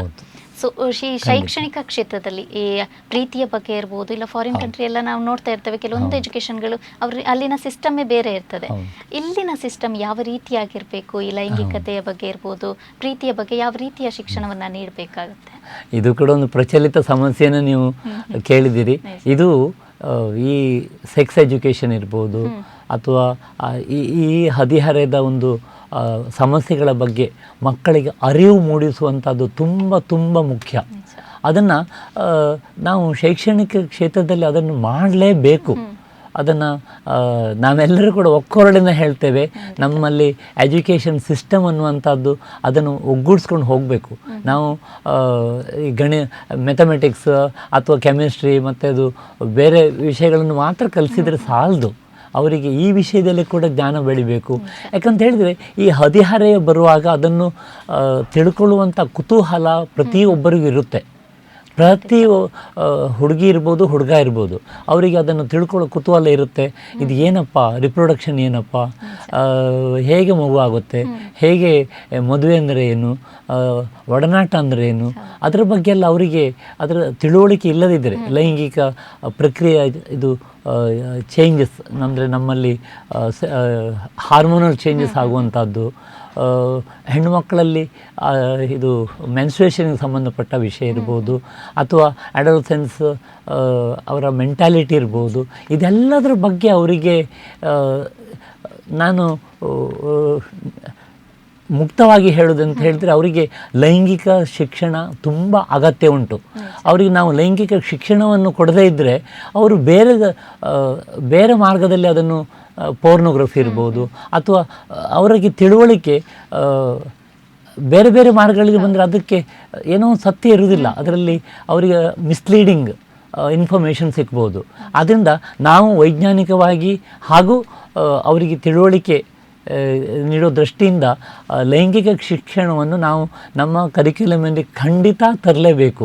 ಇಲ್ಲದಿದ್ದರೆ ಅವರು ಬೇರೆ ಸೋರ್ಸಸ್ಸಿಂದ ಇನ್ಫಾರ್ಮೇಷನ್, ರಾಂಗ್ ಇನ್ಫಾರ್ಮೇಷನ್ ತಗೊಂಡು ಅದರ ಬಗ್ಗೆ ತಪ್ಪು ದಾರಿಗೆ ಹೋಗೋ ಬದಲಿಗೆ ನಾವು ಅವರಿಗೆ ಸರಿಯಾದ ಒಂದು ಎಜುಕೇಷನ್ನಲ್ಲಿ ನಮ್ಮ ಕರಿಕ್ಯುಲಮಲ್ಲೇ ಇನ್ಕ್ಲೂಡ್ ಮಾಡಿಕೊಂಡ್ರೆ ತುಂಬ ಅದು ಅವಶ್ಯಕತೆ ಅಂತ ನನ್ನ ಒಂದು ಭಾವನೆ. ಓಕೆ, ಇನ್ನು ಅವಾಗಿಂದ ನಾವು ನಿಜ ಪ್ರೀತಿನ ಸುಳ್ಳ ಈ ಥರ ಹೇಳಿದ್ವಿ ಈಗ ಡಿಸ್ಕಷನಲ್ಲಿ ಕೂಡ. ಹಾಗಿದ್ರೆ ಈ ನಿಜವಾದ ಪ್ರೀತಿ ಹಾಗೇನೆ ಕೇವಲ ಒಂದು ಆಕರ್ಷಣೆ, ಇದನ್ನ ಯಾವ ರೀತಿಯಾಗಿ ಗುರುತಿಸಬಹುದು ಅಂತ? ಮೇಡಮ್, ಇದರಲ್ಲಿ ಪ್ರೀತಿಯಲ್ಲಿ ನಿಜವಾದ ಪ್ರೀತಿ, ಸುಳ್ಳಿನ ಪ್ರೀತಿ ಅಂತೇಳಿ ಹಾಗೆ ನಾನು ಹೇಳಲಿಕ್ಕೆ ಬರುವುದಿಲ್ಲ. ಆದರೂ ಆ ಪ್ರೀತಿಯ ಒಂದು ಒರಿಜಿನ್ ಏನುಂಟು ಅದು ಸರಿದಾರಿಯಲ್ಲಿದ್ದರೆ ಅಂತ ಹೇಳಿದರೆ, ಅದು ವಿವೇಕದಲ್ಲಿಯೇ ಅವರ ಒಂದು ಭಾವನೆಗಳು ಅದು ವಿವೇಕ ಕಂಟ್ರೋಲ್ ಮಾಡ್ಕೊಂಡು ಹೋಗ್ತಾ ಇದ್ದರೆ ಅವರಿಗೆ ಸರಿದಾರಿಯಲ್ಲಿ ಇರ್ತಾರೆ. ಹಾಗೆ ಅದನ್ನು ನಿಜವಾದ ಪ್ರೀತಿ ಅಂತ ನೀವು ಹೇಳಿದಾಗೆ ಹೇಳ್ಬೋದು. ಇಲ್ಲದಿದ್ದರೆ ಏನಾಗುತ್ತೆ ಅಂತ ಹೇಳಿದರೆ, ಆ ಭಾವನೆಗಳೇ ಜಾಸ್ತಿ ಆದಾಗ ಅವರು ಈಗಾಗಲೇ ಹೇಳಿದಾಗೆ ಭಾವನಾತ್ಮಕ ನಿರ್ಧಾರಗಳು ಸರಿಯಾಗಿರಲಿಕ್ಕಿಲ್ಲ. ಅವರು ಏನೋ ಒಂದು ಇಂಪಲ್ಸಿವ್ ಆಗಿ ಡಿಸಿಷನ್ ತಗೊಳ್ಬೋದು, ಮದುವೆ ವಿಚಾರ ಇರ್ಬೋದು, ಅಥವಾ ರಿಲೇಷನ್ಶಿಪ್ ವಿಷಯ ಇರ್ಬೋದು, ಅಥವಾ ಲೈಂಗಿಕತೆ ವಿಷಯ ಇರ್ಬೋದು, ಅಥವಾ ಏನೇ ನಿರ್ಧಾರ ಇದ್ದರೂ ಕೂಡ ಆ ಒಂದು ಹದಿಹರೆಯದಲ್ಲಿ ಅದು ಅವರಿಗೆ ಯೋಚನೆ ಮಾಡದೆ, ವಿವೇಕ ಉಪಯೋಗಿಸದೆ, ಅವರ ಬುದ್ಧಿವಂತಿಕೆ ಉಪಯೋಗಿಸದೆ, ವಿಸ್ಡಮನ್ನು ಉಪಯೋಗಿಸದೆ ತಗೊಳ್ಳುವಂಥ ಒಂದು ನಿರ್ಧಾರ ಏನುಂಟು ಅದು ಸರಿಯಾಗಿರುವುದಿಲ್ಲ. ಭಾವನಾತ್ಮಕ ನಿರ್ಧಾರ ಆದಾಗ ಈ ಥರ ನಾವು ಒಂದು ಎಲ್ಲಿಯೋ ದಾರಿ ತಪ್ಪಿ ಹೋಗ್ತದೆ ಅಂತ ನಾವು ಹೇಳ್ಬೋದು ಭಾವನಾತ್ಮಕವಾಗಿದ್ದಾಗ. ಆದ್ದರಿಂದ ಅದು ಅಂದರೆ ಪ್ರಾಕ್ಟಿಕಲ್ ಆಗಿರುವುದಿಲ್ಲ, ಅದು ಹೆಚ್ಚು ಸಮಯ ಇರುವುದಿಲ್ಲ, ಆವಾಗ ಅದು ಒಡೆದು ಹೋಗ್ತದೆ. ಅದು ಪ್ರೀತಿ ಸುಳ್ಳಂತಲ್ಲ, ಪ್ರೀತಿ ಎಲ್ಲವೂ ಕೂಡ ಅದು ಪ್ರೀತಿಯೇ. ಅದಕ್ಕೆ ಎಷ್ಟು ಸ್ಟ್ರಾಂಗ್ ಆಗಿರುತ್ತೆ, ಅದರ ಫೌಂಡೇಶನ್ ಎಷ್ಟು ಗಟ್ಟಿಯಾಗಿರುತ್ತೆ, ಅದಕ್ಕೆ ವಿವೇಕ ಎಷ್ಟು ಸಪೋರ್ಟ್ ಮಾಡುತ್ತೆ, ಅದು ಅದರಲ್ಲಿ ಇರ್ತದೆ. ಅದರದ್ದು ಆಯುಷ್ಯ ಜಾಸ್ತಿ ಇರಬೇಕಾದ್ರೆ ಅದರಲ್ಲಿ ಮೆಚುರಿಟಿ, ಪಕ್ವತೆ ಇರಬೇಕು ಹಾಗೂ ವಿವೇಕದಿಂದ ಕೂಡಿರಬೇಕು. ಇಲ್ಲದಿದ್ದರೆ ಅದು ಹೆಚ್ಚು ಸಮಯ ಬಾಳೋದಿಲ್ಲ ಅಂತ, ಅದು ಫೇಲ್ಯರ್ ಆಗಿ ಆಗ್ಬೋದು ಅನ್ನೋಂಥ ಅದು ಒಡಿತದೆ. ಅದು ಪ್ರೀತಿ ಸುಳ್ಳು ಅಂತ ಕಾಣ್ತದೆ. ಸೊ ನಿಜವಾದ ಅಥವಾ ಲಾಂಗ್ ಲಾಸ್ಟಿಂಗ್ ಅಥವಾ ಹೆಚ್ಚಿನ ಆಳದ ಗಾಢ ಪ್ರೀತಿ ಬರಬೇಕಂತ ಹೇಳಿದರೆ, ಅಂದರೆ ಅದು ನಮ್ಮ ವಿವೇಕದಿಂದ ಕೂಡಿರಬೇಕು. ಅದಕ್ಕೆ ಮುಂದೆ ಏನಾಗುತ್ತೆ, ಇದು ಮದುವೆ ಆದರೆ ಮುಂದೆ ಇದು ಎಷ್ಟು ಸಕ್ಸಸ್ ಆಗುತ್ತೆ, ಫ್ಯಾಮಿಲಿಯವರೆಲ್ಲ ಸಪೋರ್ಟ್ ಮಾಡ್ತಾರಾ, ನಮ್ಮೊಟ್ಟಿಗೆ ಬೇರೆಯವರೆಲ್ಲ ನಿಲ್ತಾರಾ, ಅದೆಲ್ಲದನ್ನು ನಾವು ಯೋಚಿಸ್ಕೊಂಡು ಫೈನಾನ್ಷಿಯಲ್ ಆ್ಯಂಗಲ್ ಇರ್ಬೋದು, ಅಥವಾ ನಮ್ಮ ಒಂದು ಬೇರೆ ಬೇರೆ ಕಾರಣಗಳಿರುತ್ತೆ. ಮನೆಯವರು, ಯಾಕಂತ ಹೇಳಿದ್ರೆ ಮನೆಯವರ ಸಪೋರ್ಟ್ ಇಲ್ಲದಿದ್ದರೆ ಇದು ಹೆಚ್ಚು ಸಮಯ ಅದಕ್ಕೆ, ಯಾಕಂದರೆ ಮುಂದೆ ಅವರು ಜೀವನ ಮಾಡುವಾಗ ಅವರಿಗೆಲ್ಲ ಅದರದ್ದು ಅರಿವು ಈಗಲೇ ಅವರು ಊಹಿಸಬೇಕಾಗತ್ತೆ. ಆದ್ದರಿಂದ ಅದನ್ನೆಲ್ಲ ಆಲೋಚನೆ ಮಾಡಿ ಅವರು ರಿಲೇಷನ್ಶಿಪ್ಪಲ್ಲಿ ಮುಂದುವರ್ಕೊಂಡು ಹೋದರೆ ಅದು ವಿವೇಕದಿಂದ ಕೂಡಿರುತ್ತೆ ಅಂತ, ಅದು ಲಾಂಗ್ ಲಾಸ್ಟಿಂಗ್ ಆಗಿರುತ್ತೆ. ಓಕೆ, ಇನ್ನೊಂದು ಪ್ರೀತಿ ಹುಟ್ಟುವಾಗ ಕೆಲವರು ಅನಿಸಿಕೆ ಅಂದರೆ ನೀನಿಲ್ಲದೆ ನಾನಿರಲ್ಲ, ಅವಳಿಲ್ಲ ಅಂದರೆ ನನಗೆ ಬದುಕಕ್ಕಾಗಲ್ಲ, ಈ ರೀತಿ ಎಲ್ಲ ಬರುತ್ತೆ. ಈ ಅತಿಯಾದ ಅಂತ ಅವಲಂಬನೆ ಅನ್ನೋದು ಎಷ್ಟು ಅಪಾಯಕಾರಿಯಾಗಿರುತ್ತೆ ಅಂತ? ಮೇಡಮ್, ಇದರಲ್ಲಿ ಆ ಪ್ರೀತಿಯ ಆ ಒಂದು ಸೆಳೆತವೇ ಆಗಿರದೆ ಅದು ಅದಕ್ಕೆ ಹದಿಹರೆಯದ ಪ್ರೇಮ ಅಂತ ಹೇಳೋದು. ಅದು ನಿನ್ನನ್ನು ಬಿಟ್ಟು ನಾನು ಇರೋಕ್ಕಾಗೋದಿಲ್ಲ, ನೀನೇ ಜೀವ, ನೀನೇ ಎಲ್ಲದು ನನಗೆ. ಅದು ಅವಲಂಬನೆ ಅನ್ನೋದಕ್ಕಿಂತ ಅವರದ್ದೊಂದು ಭಾವನೆ, ಅವರದು ಪ್ರೀತಿಯ ಒಂದು ಎಕ್ಸ್ಪ್ರೆಷನ್ ಅಂತ ಹೇಳ್ಬೋದು. ಅದು ಅಪಾಯಕಾರಿ ಅಂತೇಳಿ ಆ ಥರ ತಿಳ್ಕೊಳ್ಳೋದಕ್ಕಿಂತ ಅದು ಹೆಚ್ಚು ಸಮಯ ನಿಲ್ಲದೇ ಇರ್ಬೋದು.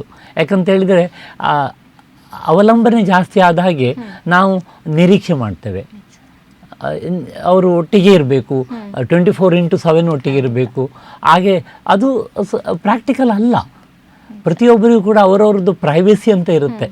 ಪ್ರತಿ ಒಂದು ಮನಸ್ಸಿಗೂ ಪ್ರೈವೇಸಿ ಇರುತ್ತೆ. ಅದು ಇನ್ನೊಂದು ಮನಸ್ಸನ್ನು ನಾವು 24/7 ಕಂಟ್ರೋಲ್ ಮಾಡಲಿಕ್ಕೆ ಆಗೋದಿಲ್ಲ. ಹಾಗೆ ಒಂದು ನಿರೀಕ್ಷೆ ಮಾಡೋದು ಕೂಡ ತಪ್ಪು.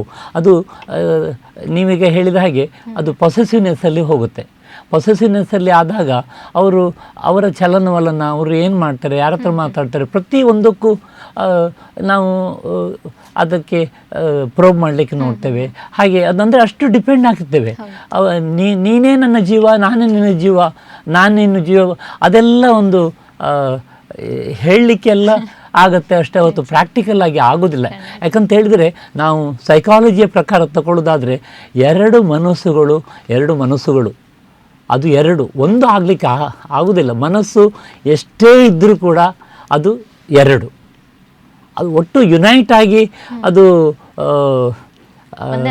ಯೂನಿಯನ್ ಆಗಿ ಒಂದೇ ಥರ ಇರಬಹುದು. ಆದರೆ ಮನಸ್ಸುಗಳು ಎರಡು. ಆ ಎರಡು ಮನಸ್ಸುಗಳು ಅದು 100ಕ್ಕೆ 100 ಶ್ಯಾಡೋ ಥರ ಅಥವಾ ಡಿಟ್ಟೋ ಥರ ಆಗಲಿಕ್ಕೆ ಸಾಧ್ಯವೇ ಇಲ್ಲ. ಯಾಕಂತ ಹೇಳಿದ್ರೆ ಈ ಪ್ರಪಂಚದಲ್ಲಿ ಎಷ್ಟು ಜನರಿರ್ತಾರೋ ಅಷ್ಟೇ ಮನಸ್ಸುಗಳುಂಟು. ಅದರಲ್ಲಿ ಡುಪ್ಲಿಕೇಶನ್ ಆಗಲಿಕ್ಕೆ ಚಾನ್ಸಸ್ ಸಾಧ್ಯವೇ ಇಲ್ಲ.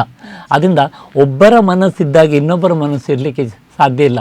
ಅಲ್ಲಿ ಎಲ್ಲಿಯೋ ಒಂದು ಕಡೆ ಅವರು ಎಷ್ಟೇ ಅವರ ಭಾವನೆ, ಯೋಚನೆ, ವರ್ತನೆ ಕೂಡ ಒಂದೇ ಥರ ಇರ್ತದೆ ಅಂತ ಹೇಳಿದರೂ ಕೂಡ ಅಲ್ಲಿ ವೈವಿಧ್ಯ ಇರುತ್ತೆ. ಅಲ್ಲಿ ಡಿಫ್ರೆನ್ಸ್ ಖಂಡಿತ ಇರುತ್ತೆ. ಎರಡು ಮನಸ್ಸುಗಳಲ್ಲಿ ಅದು ಎಷ್ಟೇ ಹೊಂದಾಣಿಕೆ, ಎಷ್ಟೇ ಒಂದು ನೀನು ನನ್ನ ಜೀವ, ನೀನು ನನ್ನ ಪ್ರಾಣ, ಎಲ್ಲ ಡಯಲಾಗ್ಸ್ ಇರುತ್ತಲ್ಲ, ಅದೆಲ್ಲ ಅದು ಡಿಪೆಂಡೆನ್ಸಿಯನ್ನು ಎಕ್ಸ್ಪ್ರೆಷನ್ ಮಾಡುತ್ತೆ ಅಷ್ಟೇ ಹೊರತು ಅಲ್ಟಿಮೇಟ್ಲಿ ಅದು ಡಿಪೆಂಡ್ ಆಗೋದಿಲ್ಲ. ಎರಡು ಮನಸ್ಸುಗಳು ಪ್ರಾಕ್ಟಿಕಲಿ ಇಂಡಿಪೆಂಡೆಂಟ್ ಆದರೂ ಅದರಲ್ಲಿ ಹೊಂದಾಣಿಕೆ, ಅದರಲ್ಲಿ ಭಾವನೆಗಳಲ್ಲಿ ಸಮ್ಮಿಳಿತ ಅದೆಲ್ಲ ಇರುತ್ತೆ. ಆದರೆ ಒರಿಜಿನ್ ನಮ್ಮ ಮನಸ್ಸು, ಎರಡು ಮನಸ್ಸುಗಳು ಎಷ್ಟೇ ಕೂಡಿದರೂ ಕೂಡ ಅದರಲ್ಲಿ ಇಂಡಿಪೆಂಡೆನ್ಸ್ ಮತ್ತು ಪ್ರೈವೇಸಿ ಇದ್ದೇ ಇರುತ್ತೆ. ಅದನ್ನು ಅರ್ಥ ಮಾಡಿಕೊಂಡು ಹೋದರೆ ಮಾತ್ರ ಸಾಧ್ಯ ಆಗುತ್ತೆ. ಇಲ್ಲದಿದ್ದರೆ ಅಷ್ಟು ಅವಲಂಬನೆ, ನೀವು ಹೇಳಿದ ಹಾಗೆ ಅದು ಪೊಸೆಸಿವ್ನೆಸ್ ಅಂತ ಹೇಳ್ತೇವಲ್ಲ, ಅದರಲ್ಲಿ ರಿಸಲ್ಟ್ ಆಗುತ್ತೆ. ಆಮೇಲೆ ಪೊಸೆಸಿವ್ನೆಸ್ ಜಾಸ್ತಿ ಆದಾಗೆ ಸಂಶಯ ಬರ್ತದೆ. ಅವರು ಏನೇ ಮಾತಾಡಿದರೂ ಕೂಡ ಇವರು ಯಾರಿಗೋ ಫೋನ್ ಮಾಡಿದ್ರು ಕೂಡ, ಈಗ ನಾವು ದಿನ ನೋಡ್ತೇವೆ ಇಷ್ಟೇ ಒಂದು ಫೋನ್ ಕಾಲಲ್ಲಿ ಅವರ ಫೋನ್ ಚೆಕ್ ಮಾಡೋದು, ಅವರು ಎಲ್ಲಿ ಹೋಗಿದ್ದಾರೆ ನೋಡೋದು, ಆ ಥರದ್ದೆಲ್ಲ ಸ್ಟಾರ್ಟ್ ಆಗುತ್ತೆ. ಅದೆಲ್ಲ ನಾಟ್ ಅ ಪಾಸಿಟಿವ್ ಡೆವಲಪ್ಮೆಂಟ್. ಅದು ಯಾವಾಗ ಅದನ್ನು ಆ ಥರ ಪೊಸೆಸಿವ್ನೆಸ್ ಬಂದಾಗ ನಂಬಿಕೆ ಕಮ್ಮಿ ಆಗುತ್ತೆ. ನಂಬಿಕೆ ಕಡಿಮೆ ಆದ ಕೂಡಲೇ ಟ್ರಸ್ಟ್ ಹೊಡೀತದೆ. ಟ್ರಸ್ಟ್ ಹೊಡೆದ ಮೇಲೆ ಅಲ್ಲಿ ಮತ್ತೆ ಅದು ಬ್ರೇಕ್ ಆಗಲಿಕ್ಕೆ ಸಾಧ್ಯತೆ ಇರುತ್ತೆ. ಅದರಿಂದ ಎಷ್ಟೇ ಅದು ಮನಸ್ಸುಗಳು ಒಟ್ಟು ಕೂಡಿದಂತೆ ಒಂದೇ ಅಂತ ಪ್ರೀತಿ ಪ್ರೇಮ ಹೇಳಿದರೂ ಕೂಡ ಅದು ಎರಡು ಮನಸ್ಸುಗಳು, ಎರಡು ಥರದ ಯೋಚನೆ, ಎರಡು ಥರದ ಭಾವನೆ, ಎರಡು ಥರದ ವರ್ತನೆ ಇರುತ್ತೆ. ಅದರಲ್ಲಿ ಹೊಂದಾಣಿಕೆ, ಅಡ್ಜಸ್ಟ್ಮೆಂಟ್, ಅರ್ಥ ಮಾಡಿಕೊಳ್ಳುವಂಥದ್ದು, ಇನ್ನೊಬ್ಬರ ಭಾವನೆನ ಅರ್ಥ ಮಾಡಿಕೊಳ್ಳುವಂಥದ್ದು, ಅವರಿಗೂ ಕೂಡ ಪ್ರೈವಸಿ ಇರುತ್ತೆ ಅಂತ ಅರ್ಥ ಮಾಡಿಕೊಂಡು ಅದನ್ನು ಅವರು ಸ್ವೀಕಾರ ಮಾಡಿಕೊಂಡ್ರೆ ಅದಕ್ಕೆ ಹೆಚ್ಚು ಬೆಲೆ ಇರುತ್ತೆ ಮತ್ತು ಬಾಳಿಕೆ ಇರುತ್ತೆ. ಇನ್ನು ಹದಿಹರೆಯದ ಸಮಯದಲ್ಲಿ ನಮ್ಮ ಒಂದು ಚಟುವಟಿಕೆ ಇರ್ಬೋದು, ಅದೆಲ್ಲ ನೇರವಾಗಿದ್ರೆ ನಮ್ಮ ಜೀವನ ಕೂಡ ಚೆನ್ನಾಗಿರತ್ತೆ ಅಂತ ಹೇಳ್ತಾರೆ. ಈ ಕಾರಣದಿಂದಲೇ ಈ ಪೇರೆಂಟ್ಸ್ ಏನ್ ಮಾಡ್ತಾರೆ, ಅವರನ್ನ ಕಂಟ್ರೋಲ್ ಮಾಡ್ಲಿಕ್ಕೆ ನೋಡ್ತಾರೆ. ಈ ಒಂದು ಹದಿಹರೆಯದ ಸಮಯದಲ್ಲಿ ಈ ಪ್ರೇಮವನ್ನ ಕಂಟ್ರೋಲ್ ಮಾಡಿದ್ರೆ ಅದು ಯಾವ ಸ್ಟೇಜಿಗೆ ಹೋಗ್ಬೋದು, ಯಾವ ಪರಿಣಾಮವನ್ನ ಬೀರಬಹುದು ಅಂತ? ಇದು ಕಂಟ್ರೋಲ್ ಮಾಡಿ ರಿಸ್ಟ್ರಿಕ್ಟ್ ಮಾಡಲಿಕ್ಕೆ ಹೋದರೆ ಈ ಒಂದು ಹದಿಹರೆಯದ ಪ್ರೇಮ ಅದು ಎಲ್ಲಿಯೋ ಕೈತಪ್ಪಿ ಹೋಗಲಿಕ್ಕೆ ಸಾಧ್ಯತೆ ಇರುತ್ತೆ. ಅದರಲ್ಲಿ ನೆಗೆಟಿವ್ ಇಂಪ್ಯಾಕ್ಟ್ ಆಗೋದೇ ಜಾಸ್ತಿ. ಯಾಕಂತ ಹೇಳಿದರೆ ಅವರು ಕಂಟ್ರೋಲ್ ಅಂತ ಹೇಳಿದರೆ ನಮಗೆ ಇಷ್ಟ ಇಲ್ಲ ಅದನ್ನು ಮಾಡ್ತಾರೆ ಅಂತ. ಆ ಇಷ್ಟ ಇಲ್ಲ ಒಂದು ಮಾರ್ಗದಲ್ಲಿ ಹೋಗ್ತಾರೆ ಅಂತೇಳಿ ಅವರಿಗೂ ಕೂಡ ಮನಸ್ಸಿಗೆ ಬಂದಾಗ ನನ್ನನ್ನು ಕಂಟ್ರೋಲ್ ಮಾಡ್ತಾರೆ ಅನ್ನುವಂಥ ಇದು ಭಾವನೆ ಹದಿಹರೆಯದಲ್ಲಿ ಬಂದಾಗ ಅವರು ಅದಕ್ಕೆ ಒಂದು ಬಂಡೆ ಇಡ್ಬೋದು, ಅದರ ವಿರುದ್ಧ ಹೋಗ್ಬೋದು, ಅಥವಾ ಅದನ್ನು ಸೀರಿಯಸ್ ಆಗಿ ತಗೊಂಡು ಡಿಪ್ರೆಷನ್ಗೆ ಹೋಗ್ಬೋದು, ಅಥವಾ ಏನೆಲ್ಲ ಅನಾಹುತ ಅಪಾಯಕಾರಿ ಆಗ್ತದೆ ಕಂಟ್ರೋಲ್ ಮಾಡಿದರೆ ಅಷ್ಟೇ ಹೊರತು ಅದನ್ನು ನಾವು ಸಪೋರ್ಟ್ ಅಲ್ಲದಿದ್ದರೂ ಕೂಡ ಅವರಿಗೆ ನಿಜ ಸ್ಥಿತಿಯನ್ನು ಅರಿವು ಮಾಡಿಕೊಂಡು ಅವರೊಟ್ಟಿಗೆ ನಿಮ್ಮೊಟ್ಟಿಗೆ ನಾವು ಇದ್ದೇವೆ ಅನ್ನುವಂಥ ಆ ಒಂದು ಭಾವನೆಯನ್ನು ಅವರಿಗೆ ಫೀಲಿಂಗ್, ಅವರ ಒಂದು ಸಪೋರ್ಟ್ ಸಿಸ್ಟಮ್ ಇರುತ್ತೆ.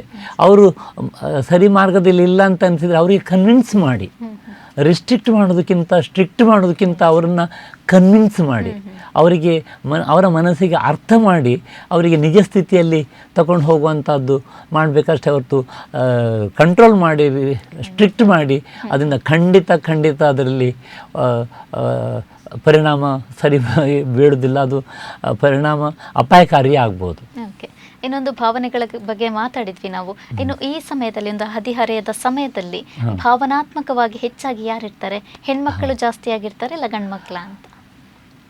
ಹಾಗೆ ಇದು ಒಂದು ಕಷ್ಟ ಪ್ರಶ್ನೆ ಆದರೂ ಕೂಡ ನಾವು ಬಯಾಲಜಿಕಲಿ ಹೇಳೋದಾದರೆ, biologically male is suppose to be more stronger than female in terms of emotions, ಭಾವನೆಗಳಲ್ಲಿ.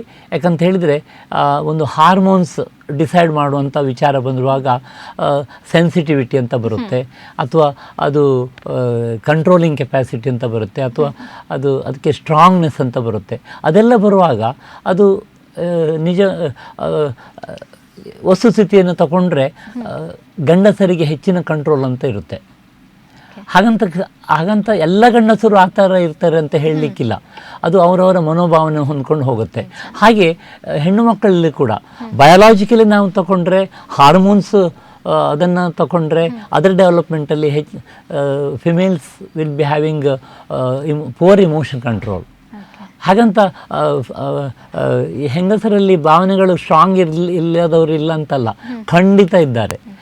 ಅದು ಇಂಡಿವಿಜುವಲ್ ವೇರಿಯೇಷನ್ಸ್ ಖಂಡಿತ ಇರುತ್ತೆ.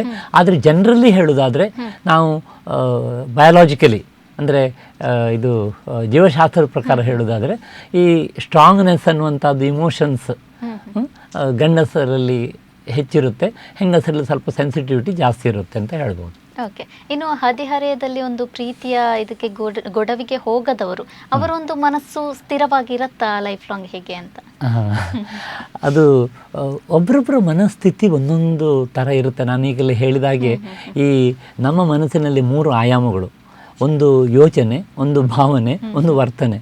ಅದು ಆಯಾಮಗಳು ಬೇರೆ ಬೇರೆ ಅಲ್ಲ, ಒಂದಕ್ಕೊಂದು ಪೂರಕ ಇರುವಂಥದ್ದೇ. ಆದರೆ ಕೆಲವರಲ್ಲಿ ನಾವು ಈ ಸೈಕಾಲಜಿ ಮತ್ತು ನ್ಯೂರೋಸೈನ್ಸ್ ಅದನ್ನೆಲ್ಲ ಸ್ಟಡಿ ಮಾಡಿ ಹೇಳೋದಾದರೆ ಇದು 3 ಕೂಡ ಒಂದಕ್ಕೊಂದು ಹೊಂದಿಕೊಂಡು ಹೋಗ್ತದೆ. ನಮ್ಮ ಮೆದುಳಿನಲ್ಲಿ ಅಸೋಸಿಯೇಷನ್ ಕಾರ್ಟೆಕ್ಸ್ ಅಂತ ಉಂಟು, ಲಿಂಬಿಕ್ ಸಿಸ್ಟಮ್ ಅಂತ ಈಗಾಗಲೇ ಹೇಳಿದಾಗೆ ಉಂಟು, ಅದೆಲ್ಲ. ಮತ್ತು ರೈಟ್ ಹೆಮಿಸ್ಫಿಯರ್, ಲೆಫ್ಟ್ ಹೆಮಿಸ್ಫಿಯರ್ ಅಂತ ಇರುತ್ತೆ, ಬೇರೆ ಬೇರೆ 2 ಸೆರೆಬ್ರಲ್ ಕಾರ್ಟೆಕ್ಸಲ್ಲಿ. ಇದೆಲ್ಲ ಒಟ್ಟು ವಸ್ತುಸ್ಥಿತಿ ಏನಂತ ಹೇಳಿದರೆ, ಈ ಒಂದು ಕ್ರೋಢೀಕರಣ ಆದರೆ, ಎಲ್ಲದೂ ಕೂಡ ಕ್ರೋಢೀಕರಣ ಸಮ್ಮಿಳಿತ ಆದರೆ ಅವರಲ್ಲಿ ಅದು ಹೆಚ್ಚು ಒಂದು ಭಾವನೆಗಿಂತ ಹೆಚ್ಚು ಯೋಚನೆಯೇ ಪ್ರಧಾನವಾಗಿದ್ದಾಗ ಅವರಿಗೆ ಭಾವನೆ ಕಡಿಮೆ ಇರ್ಬೋದು, ಇಮೋಷನಲ್ಲಿ ಅಷ್ಟು ಇರುವುದಿಲ್ಲ.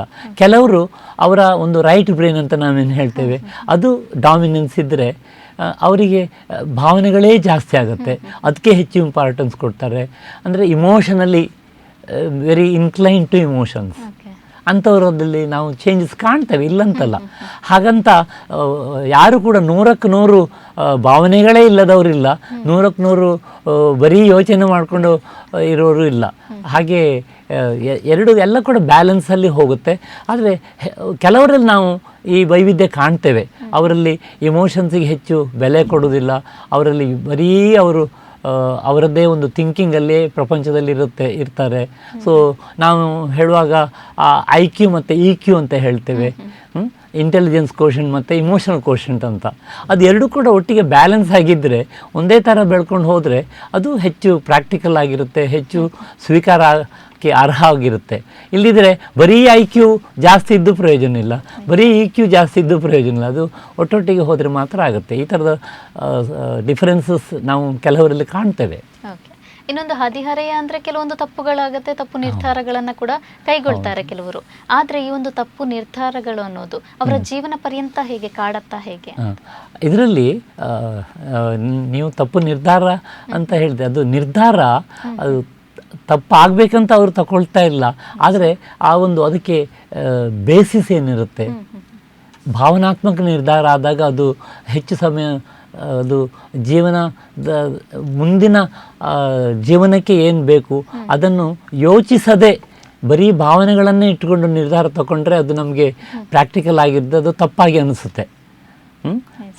ಅದೇ ನಾವು ಹೆಚ್ಚು ಭಾವನೆಗಳು ಇರುತ್ತೆ, ಆ ಭಾವನೆಗಳಿಗಿಂತ ಹೆಚ್ಚಾಗಿ ನಮ್ಮ ಯೋಚನಾತ್ಮಕ ಅದಕ್ಕೆ ಆ ಭಾವನೆಗಳ ಸ್ಪಂದನೆಗೆ ಎಷ್ಟು ದೂರ ನಾವು ಕೊಂಡು ಹೋಗ್ಬೋದು, ಅದು ಎಷ್ಟು ಪ್ರಾಕ್ಟಿಕಲ್ ಆಗಿರುತ್ತೆ, ಎಷ್ಟು ಅದಕ್ಕೆ ಇದು ಸಪೋರ್ಟ್ ಸಿಗುತ್ತೆ, ಇದನ್ನೆಲ್ಲ ಪ್ಲಸ್ ಮೈನಸಸ್ಸನ್ನೆಲ್ಲ ತುಲನೆ ಮಾಡಿ ನಮ್ಮ ಬುದ್ಧಿಯನ್ನು ವಿವೇಕವನ್ನು ಉಪಯೋಗಿಸಿ ತುಲನೆ ಮಾಡಿ ಆಗ ನಿರ್ಧಾರ ತಗೊಂಡ್ರೆ ಅದು ಹೆಚ್ಚು ಸಮಯ ಬಾಳಿಕೆಯಲ್ಲಿರುತ್ತೆ ಅಂತ ಹೇಳ್ಬೋದು. ಆದ್ದರಿಂದ ನಿರ್ಧಾರ ಅನ್ನುವಂಥದ್ದು ಆ ಮೊಮೆಂಟಲ್ಲಿ ನಾವು ಮಾಡುವಂಥದ್ದು, ಪ್ಲಸ್ ಮೈನಸ್ ತಗೊಂಡು ಅದಕ್ಕೆ ಬೇಸಿಸ್ ಏನಿರುತ್ತೆ ಅದು ಮುಖ್ಯ.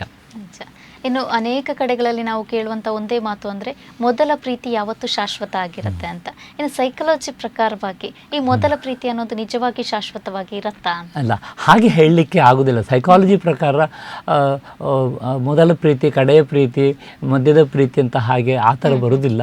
ಅದು ಮೊದಲ ಪ್ರೀತಿ ಈ ಹದಿಹರೆಯದಲ್ಲಿರುವಾಗ ಪ್ರೀತಿ ಅನ್ನುವಂಥದ್ದಕ್ಕೆ ಯಾವುದೆಲ್ಲ ಫ್ಯಾಕ್ಟರ್ಸ್ ಅಂದರೆ ಕಾರಣಗಳೇನಿರುತ್ತೆ, ದೈಹಿಕ ಕಾರಣಗಳು, ಹಾರ್ಮೋನ್ಸ್ ಇರ್ಬೋದು ಅಥವಾ ಬೇರೆದು ಕಾರಣಗಳಿರುವಾಗ ಆ ಪ್ರೀತಿ ಹೆಚ್ಚು ಸಮಯ ಇರುವುದಿಲ್ಲ.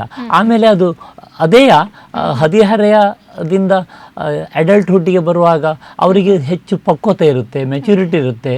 ಆ ಮೆಚ್ಯೂರಿಟಿಯಿಂದ ಅವರು ರಿಲೇಷನ್ಶಿಪ್ಪನ್ನು ಭಾವನೆಯನ್ನು ಕಂಟ್ರೋಲ್ ಮಾಡಿಕೊಳ್ಳುವಂಥದ್ದು ಅಥವಾ ಅದನ್ನು ಹ್ಯಾಂಡಲ್ ಮಾಡುವಂಥ ಒಂದು ರೀತಿ ಏನಿರುತ್ತೆ ಅದರಲ್ಲಿ ತಗೊಳ್ಳುವಂಥ ನಿರ್ಧಾರ ಹೆಚ್ಚು ಸಮಯ ಬಾಳಿಕೆ ಬರುತ್ತೆ ಅಂತ ಹೇಳ್ಬೋದು. ಓಕೆ, ಇನ್ನೊಂದು ನಿಮ್ಮ ಒಂದು ಅನುಭವದಲ್ಲಿ ಇಷ್ಟು ವರ್ಷದ ಯಾವ ರೀತಿ ಒಂದು ಪ್ರೇಮ ವೈಫಲ್ಯಕ್ಕಿರ್ಬೋದು, ಕೆಲವೊಂದು ಚಿಕಿತ್ಸೆಗಳನ್ನು ನೀಡಿರ್ತೀರಿ, ಅಂತ ಒಂದು ಸಂದರ್ಭಗಳು ಯಾವ ರೀತಿಯಾಗಿತ್ತು? ಹೌದು, ಈ ನನ್ನ ವೃತ್ತಿ ಜೀವನದಲ್ಲಿ ಕಳೆದ ಒಂದು 35 ವರ್ಷದಲ್ಲಿ ಈ ಥರದ್ದು ತುಂಬ ಘಟನೆಗಳನ್ನು ನಾವು ನೋಡಿದ್ದೇವೆ. ಅಂತ ಹೇಳಿದರೆ ಅದನ್ನು ನಾವು ಒಬ್ಬರೇ ಹ್ಯಾಂಡಲ್ ಮಾಡೋದು ಅಂತಲ್ಲ, ನಮ್ಮ ಟೀಮ್, ಈಗ ನಾನು ಸೈಕ್ಯಾಟ್ರಿಸ್ಟ್ ಇರ್ಬೋದು, ನಮ್ಮೊಟ್ಟಿಗೆ ಸೈಕಾಲಜಿಸ್ಟ್ ಇರ್ತಾರೆ, ಕೌನ್ಸಿಲರ್ಸ್ ಇರ್ತಾರೆ, ನಮಗೆ ಸಪೋರ್ಟಿವ್ ಸ್ಟಾಫ್ ಬೇರೆಯವರು ಇರ್ತಾರೆ, ನರ್ಸಿಂಗ್ ಅವರು ಇರ್ತಾರೆ, ಇದೆಲ್ಲ ಒಟ್ಟು ಸೇರಿ ನಾವು ಅದನ್ನು ಹ್ಯಾಂಡಲ್ ಮಾಡುವಂಥದ್ದು. ಇಂಥದ್ದು ಪ್ರೇಮ ಪ್ರಕರಣಗಳು ಅದರದ್ದು ನಮ್ಮ ಹತ್ರ ಬರೋದು ವೈಫಲ್ಯ ಆದಾಗ ಬರೋದು. ಪ್ರೇಮ ಪ್ರಕರಣಗಳು ಇಲ್ಲದಿದ್ದರೆ ಅದು ಸುಖಾಂತ ಆಗಿ ಆದರೆ ಅವರು ಚೆಂದ ಜೀವನದಲ್ಲಿರ್ತಾರೆ, ನಮ್ಮಲ್ಲಿ ಬರುವಂಥ ಸಂದರ್ಭಗಳು ಕಡಿಮೆ ಇರುತ್ತೆ. ಇದು ಸಮಸ್ಯೆ ಆದಾಗ ನಮ್ಮಲ್ಲಿ ಬರುವಂಥದ್ದು, ಅದು ಮದುವೆ ಮುಂಚೆ ಇರ್ಬೋದು, ಮದುವೆ ನಂತರ ಇರ್ಬೋದು, ಅವರು ಇಂಡಿವಿಜುವಲ್ ಆಗಿ ಬರ್ಬೋದು ಅಥವಾ ಒಟ್ಟಾಗಿ ಬರ್ಬೋದು. ಕೆಲವುದು ಡೈವರ್ಸ್ ಕೇಸಸ್ ಆಗಿ ಕೋರ್ಟಿಂದ ಕೂಡ ಕಳಿಸುವಂಥದ್ದು ಸಂದರ್ಭಗಳಿರ್ತವೆ. ಹೀಗೆ ಈ ಹದಿಹರೆಯದ ಪ್ರೀತಿ ಉದ್ಭವ ಆಗಿ ಅದರಿಂದ ಅವರು ರಿಲೇಷನ್ ಬೆಳೆಸ್ಕೊಂಡು ಮದುವೆ ಆಗಿ ಅದರಲ್ಲಿ ಸಮಸ್ಯೆ ಆಗಿ ಎಷ್ಟೋ ಜನ ಡಿಪ್ರೆಷನಿಗೆ ಹೋಗ್ತಾರೆ. ಎಷ್ಟೋ ಜನರು ಇದರಿಂದಾಗಿ ಮನಸ್ಸಿಗೆ ಆಘಾತ ಆಗಿ ಅದು ಕೆಲವು ಸಂದರ್ಭಗಳಲ್ಲಿ ಅವರು ಅವರ ಮನಸ್ಸಿನ ಮೇಲೆ ಕಂಟ್ರೋಲ್ ಕಳ್ಕೊಂಡು ಅವರು ಸೈಕಾಟಿಕ್ ಸ್ಟೇಟಿಗೆ ಹೋಗುವಂಥದ್ದು ಎಷ್ಟೋ ನೋಡ್ತೇವೆ. ಹೆಚ್ಚಿನದು ಅಂತ ಹೇಳಿದರೆ ಖಿನ್ನತೆಗೊಳಗಾಗಿ ಅದರಿಂದಾಗಿ ಅವರು ಅವರ ಶೈಕ್ಷಣಿಕದಲ್ಲಿರ್ಬೋದು ಅಥವಾ ಅವರ ಉದ್ಯೋಗದಲ್ಲಿ ವರ್ಕಿಂಗಲ್ಲಿರ್ಬೋದು ಅಥವಾ ಅವರ ಒಂದು ಮನೆಯವರಲ್ಲಿ ರಿಲೇಷನ್ಶಿಪ್ ಇರ್ಬೋದು, ಎಲ್ಲ ಕೆಟ್ಟು ಹೋಗುವಂಥ ಸಂದರ್ಭ ಬರುತ್ತೆ. ಅಂಥದ್ದನ್ನು ನಾವು ಬೇಕಾದಷ್ಟು ನೋಡಿದ್ದೇವೆ. ಈಗಾಗಲೇ ಹೇಳಿದಾಗೆ ಈ ಹದಿಹರೆಯದ ಪ್ರೀತಿ ಅದಕ್ಕೆ ಬೇಸಿಸ್ ಇಲ್ಲದೆ ಮನೆಯವರನ್ನೆಲ್ಲ ಎದುರು ಹಾಕ್ಕೊಂಡು ಅವರು ಸಂಸಾರ ಮಾಡಿಕೊಂಡು ಅದು ಅಲ್ಲಿಯ ಒಂದು ಸಣ್ಣ ಸಮಸ್ಯೆಯಲ್ಲಿ ನೀನು ನಾನು ನೀನು ಹೀಗೆ ಹಾಗೆ ಆದಾಗ ಅದು ಏನಾಗುತ್ತೆ ಅಂತ ಹೇಳಿದ್ರೆ ಅದರಲ್ಲಿ ಒಡೆದು ಹೋಗುತ್ತೆ, ಡೈವರ್ಸಿಗೆ ಹೋಗ್ಬೋದು. ಈಗ ಫ್ಯಾಮಿಲಿ ಕೋರ್ಟಿಂದ ನಮ್ಗೆ ಎಷ್ಟು ಸಲ ಅಲ್ಲಿಂದನೇ ಕಳಿಸ್ತಾರೆ, ಇದು ಕೌನ್ಸೆಲಿಂಗ್ ಮಾಡಿ ಕಳಿಸಿ ಅಂತ. ಹಾಗೆ ನಾವು ತುಂಬ ಪ್ರಕರಣಗಳನ್ನು ಈ ಥರದಲ್ಲಿ ಒಂದು ಹದಿಹರೆಯದ ಪ್ರೀತಿಯ ಮೇಲೆ ತಗೊಂಡ ನಿರ್ಧಾರದಿಂದ ಆಗುವಂಥ ಒಂದು ಅನಾಹುತಗಳನ್ನು ಬಹಳಷ್ಟು ನೋಡಿದ್ದೇವೆ. ಸೂಸೈಡಲ್ ಅಟೆಂಪ್ಟ್ಸ್ ನೋಡಿದ್ದೇವೆ, ಎಷ್ಟು ಜನ ಪ್ರಾಣ ಕಳ್ಕೊಳ್ಳೋದು ನೋಡಿದ್ದೇವೆ. ಇಂಪಲ್ಸಿವ್ ಆ್ಯಕ್ಟಿವಿಟಿ, ಅದರಲ್ಲಿ ಅವರನ್ನು ಹಾರ್ಮ್ ಮಾಡ್ಕೊಳ್ಳೋದು, ಅಥವಾ ಕೆಲವು ಸಮಯ ಏನಾಗುತ್ತೆ ಅಂತ ಹೇಳಿದರೆ ಈ ಪ್ರೀತಿ ಪ್ರೇಮದಲ್ಲಿ ಮುಳುಗಿ ಅವರು ಅದೆಲ್ಲ ನಾವು ಕೆಲವು ಮೂವಿಯಲ್ಲಿ ಕೂಡ ನೋಡ್ತೇವೆ, ನಿಜ ಜೀವನದಲ್ಲೂ ನೋಡ್ತೇವೆ. ಅವರು ತುಂಬ ಪಾಸೆಸಿವ್ ಆಗಿ ಇನ್ನೊಬ್ಬರಿಗೆ ಒಂದು ಹುಡುಗಿಗಿರ್ಬೋದು, ಹುಡುಗನಿಗಿರ್ಬೋದು, ಅವರಿಗೆ ಟಾರ್ಚರ್ ಕೊಡುವಂಥದ್ದು, ಅದರಲ್ಲಿ ತುಂಬ ಹಿಂಸೆಗೆ ಬಳಲಿ ಅದರಿಂದಾಗಿ ನಮ್ಮ ಹತ್ರ ಬಂದು ಹೆಲ್ಪ್ ತಗೊಳ್ಳೋರು ತುಂಬ ಜನನ ನಾವು ಈ ಥರದಲ್ಲಿ ಕೂಡ ನೋಡ್ತೇವೆ. ಅವರು ಪಾಸಿಟಿವ್ ಆಗಿಯೂ ಇರ್ಬೋದು, ನೆಗೆಟಿವ್ ಆಗಿರ್ಬೋದು, ಯಾವ ಥರದಲ್ಲಿ ಕೂಡ ಅವರ ಮನಸ್ಸು ಇದಕ್ಕೆ ಸ್ಪಂದಿಸಿ ವಿಕೋಪಕ್ಕೆ ಹೋಗ್ತದೆ ಅಂತ ಹೇಳಲಿಕ್ಕೆ ಆಗೋದಿಲ್ಲ. ಅವರ ಪ್ರೀತಿ ಪ್ರೇಮ ಬ್ರೇಕ್ ಆ ಥರದ ಒಂದು ಲವ್ ಫೇಲ್ಯೂರು ಆಗ್ಬೋದು, ಅಥವಾ ಟಾರ್ಚರಲ್ಲಿಯೂ ಆಗ್ಬೋದು. ತುಂಬ varieties of psychological problems C ನಮ್ಮ ಪ್ರಾಕ್ಟೀಸಲ್ಲಿ ನಾನು ನೋಡ್ತಾ ಇದ್ದೇವೆ. ಓಕೆ, ಇನ್ನೊಂದು ಕೊನೆಯದಾಗಿ ಈ ಒಂದು ಹದಿಹರೆಯದ ವಯಸ್ಸಿನವರಿಗೆ ಹಾಗೇನೆ ಅವರ ಪೋಷಕರಿಗೆ ನೀವು ನೀಡುವಂತಹ ಒಂದು ಸಂದೇಶ ಏನು? ಈ ಹದಿಹರೆಯದವರಿಗೆ ಈ ಒಂದು ಈಗಾಗಲೇ ನಾನು ಹೇಳಿದ ಹಾಗೆ ಈ ಭಾವನಾತ್ಮಕ ನಿರ್ಧಾರಗಳಿಗಿಂತ, ಅಂದರೆ ನಾವು ಪ್ರೀತಿ ಪ್ರೇಮ ಅಂತ ಹೇಳಿದ ಕೂಡಲೇ ಭಾವನೆ, ಯಾವಾಗಲೂ ನಾವು ಫಸ್ಟಿಗೆ ಇನ್ನೊಬ್ಬರನ್ನ ಇಂಪ್ರೆಸ್ ಮಾಡಲಿಕ್ಕೆ ನಾವು ಪಾಸಿಟಿವನ್ನು ತೋರಿಸ್ತೇವೆ, ನೆಗೆಟಿವನ್ನು ಬಚ್ಚಿಟ್ಕೊಳ್ತೇವೆ. ಅದು ಹೆಚ್ಚು ಸಮಯ ಆಗೋದಿಲ್ಲ, ಆಮೇಲೆ ನಿಜ ಸ್ಥಿತಿ ಅಂತೂ ಹೇಗೂ ಬರ್ತದೆ. ಆದ್ದರಿಂದ ನಾವು ಪ್ರೀತಿ ಪ್ರೇಮನ್ನು ವ್ಯಕ್ತಪಡಿಸುವಾಗ ಅದನ್ನು ನಾವು ಓಪನ್ನೆಸ್ ಇರಬೇಕು, ನಾವು ಇನ್ನೊಬ್ಬರನ್ನ ಅರ್ಥ ಮಾಡ್ಕೊಳ್ಬೇಕು, ಇನ್ನೊಬ್ಬರಿಗೂ ಕೂಡ ಒಂದು ಪ್ರೈವಸಿ ಇದೆ ಅನ್ನುವಂಥದ್ದು ನಾವು ಅದನ್ನು ಅರ್ಥಕೊಳ್ಳಬೇಕಾದಂಥದ್ದು ತುಂಬ ಮುಖ್ಯ. ಹಾಗೆ ಈ ಯೋಚನೆ ಅದು ಎಲ್ಲ ಆಯಾಮದಲ್ಲಿ ಕೂಡ ಅದನ್ನು ಆಲೋಚನೆ ಮಾಡಿ ನಾವು ಪ್ರೀತಿ ಪ್ರೇಮನ್ನು ಅದನ್ನು ಗೌರವಿಸಬೇಕು, ಅದನ್ನು ರಕ್ಷಣೆ ಮಾಡಿಕೊಳ್ಬೇಕು. ಅದು ಹದಿಹರೆಯದವರಿಗೆ. ಹಾಗೆ ಪೋಷಕರಿಗೆ ಏನಂತ ಹೇಳಿದರೆ, ನಾವು ಅವರ ಲೆವೆಲ್, ಅವರ ಭಾವನೆಗಳೇನುಂಟು ಅದನ್ನು ಅರ್ಥ ಮಾಡಿಕೊಳ್ಳುವಂಥ ಒಂದು ನಮ್ಮಲ್ಲಿ ಒಂದು ಮನೋಸ್ಥಿತಿ ಇರಬೇಕು.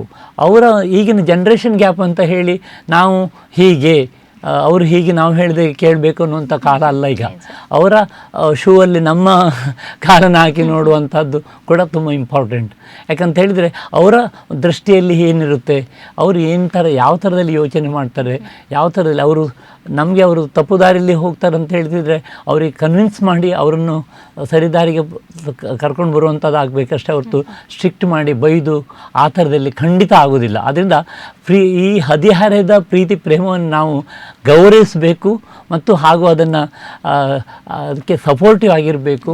ಹಾಗೆ ಓಪನ್ ಆಗಿರುವಂತೆ ಅವರಿಗೆ ನಾವು ಆ ಒಂದು ವಾತಾವರಣವನ್ನು ಸೃಷ್ಟಿ ಮಾಡುವಂಥದ್ದು ನಮ್ಮ ಪೋಷಕರ ಕರ್ತವ್ಯ ಅಂತ ನಾನು ಹೇಳಲಿಕ್ಕೆ ಇಷ್ಟಪಡ್ತೇನೆ. ಓಕೆ, ಇಷ್ಟೊತ್ತು ಸಾಕಷ್ಟು ಮಾಹಿತಿಯನ್ನು ನೀಡಿದ್ರಿ, ಧನ್ಯವಾದಗಳು ಡಾಕ್ಟರ್. ಧನ್ಯವಾದ. ವೀಕ್ಷಕರೇ, ನಮ್ಮ ಜೀವನದಲ್ಲಿ ನಾವು ಪ್ರೀತಿಯನ್ನು ಹಿಂಬಾಲಿಸುವ, ಆದರೆ ಪ್ರೀತಿಯನ್ನು ಹಿಂಬಾಲಿಸುವುದೇ ಜೀವನ ಆಗದಿರಲಿ ಅಂತ ಹೇಳ್ತಾ ಇದಾಗಿತ್ತು ಈ ಹೊತ್ತಿನ ವಿಶೇಷ. ಮತ್ತಷ್ಟು ಸುದ್ದಿ ಹಾಗೂ ಮನೋರಂಜನೆಗಾಗಿ ನೋಡ್ತಾ ಇರಿ ದೈಜ್ ವರ್ಲ್ಡ್ 24/7.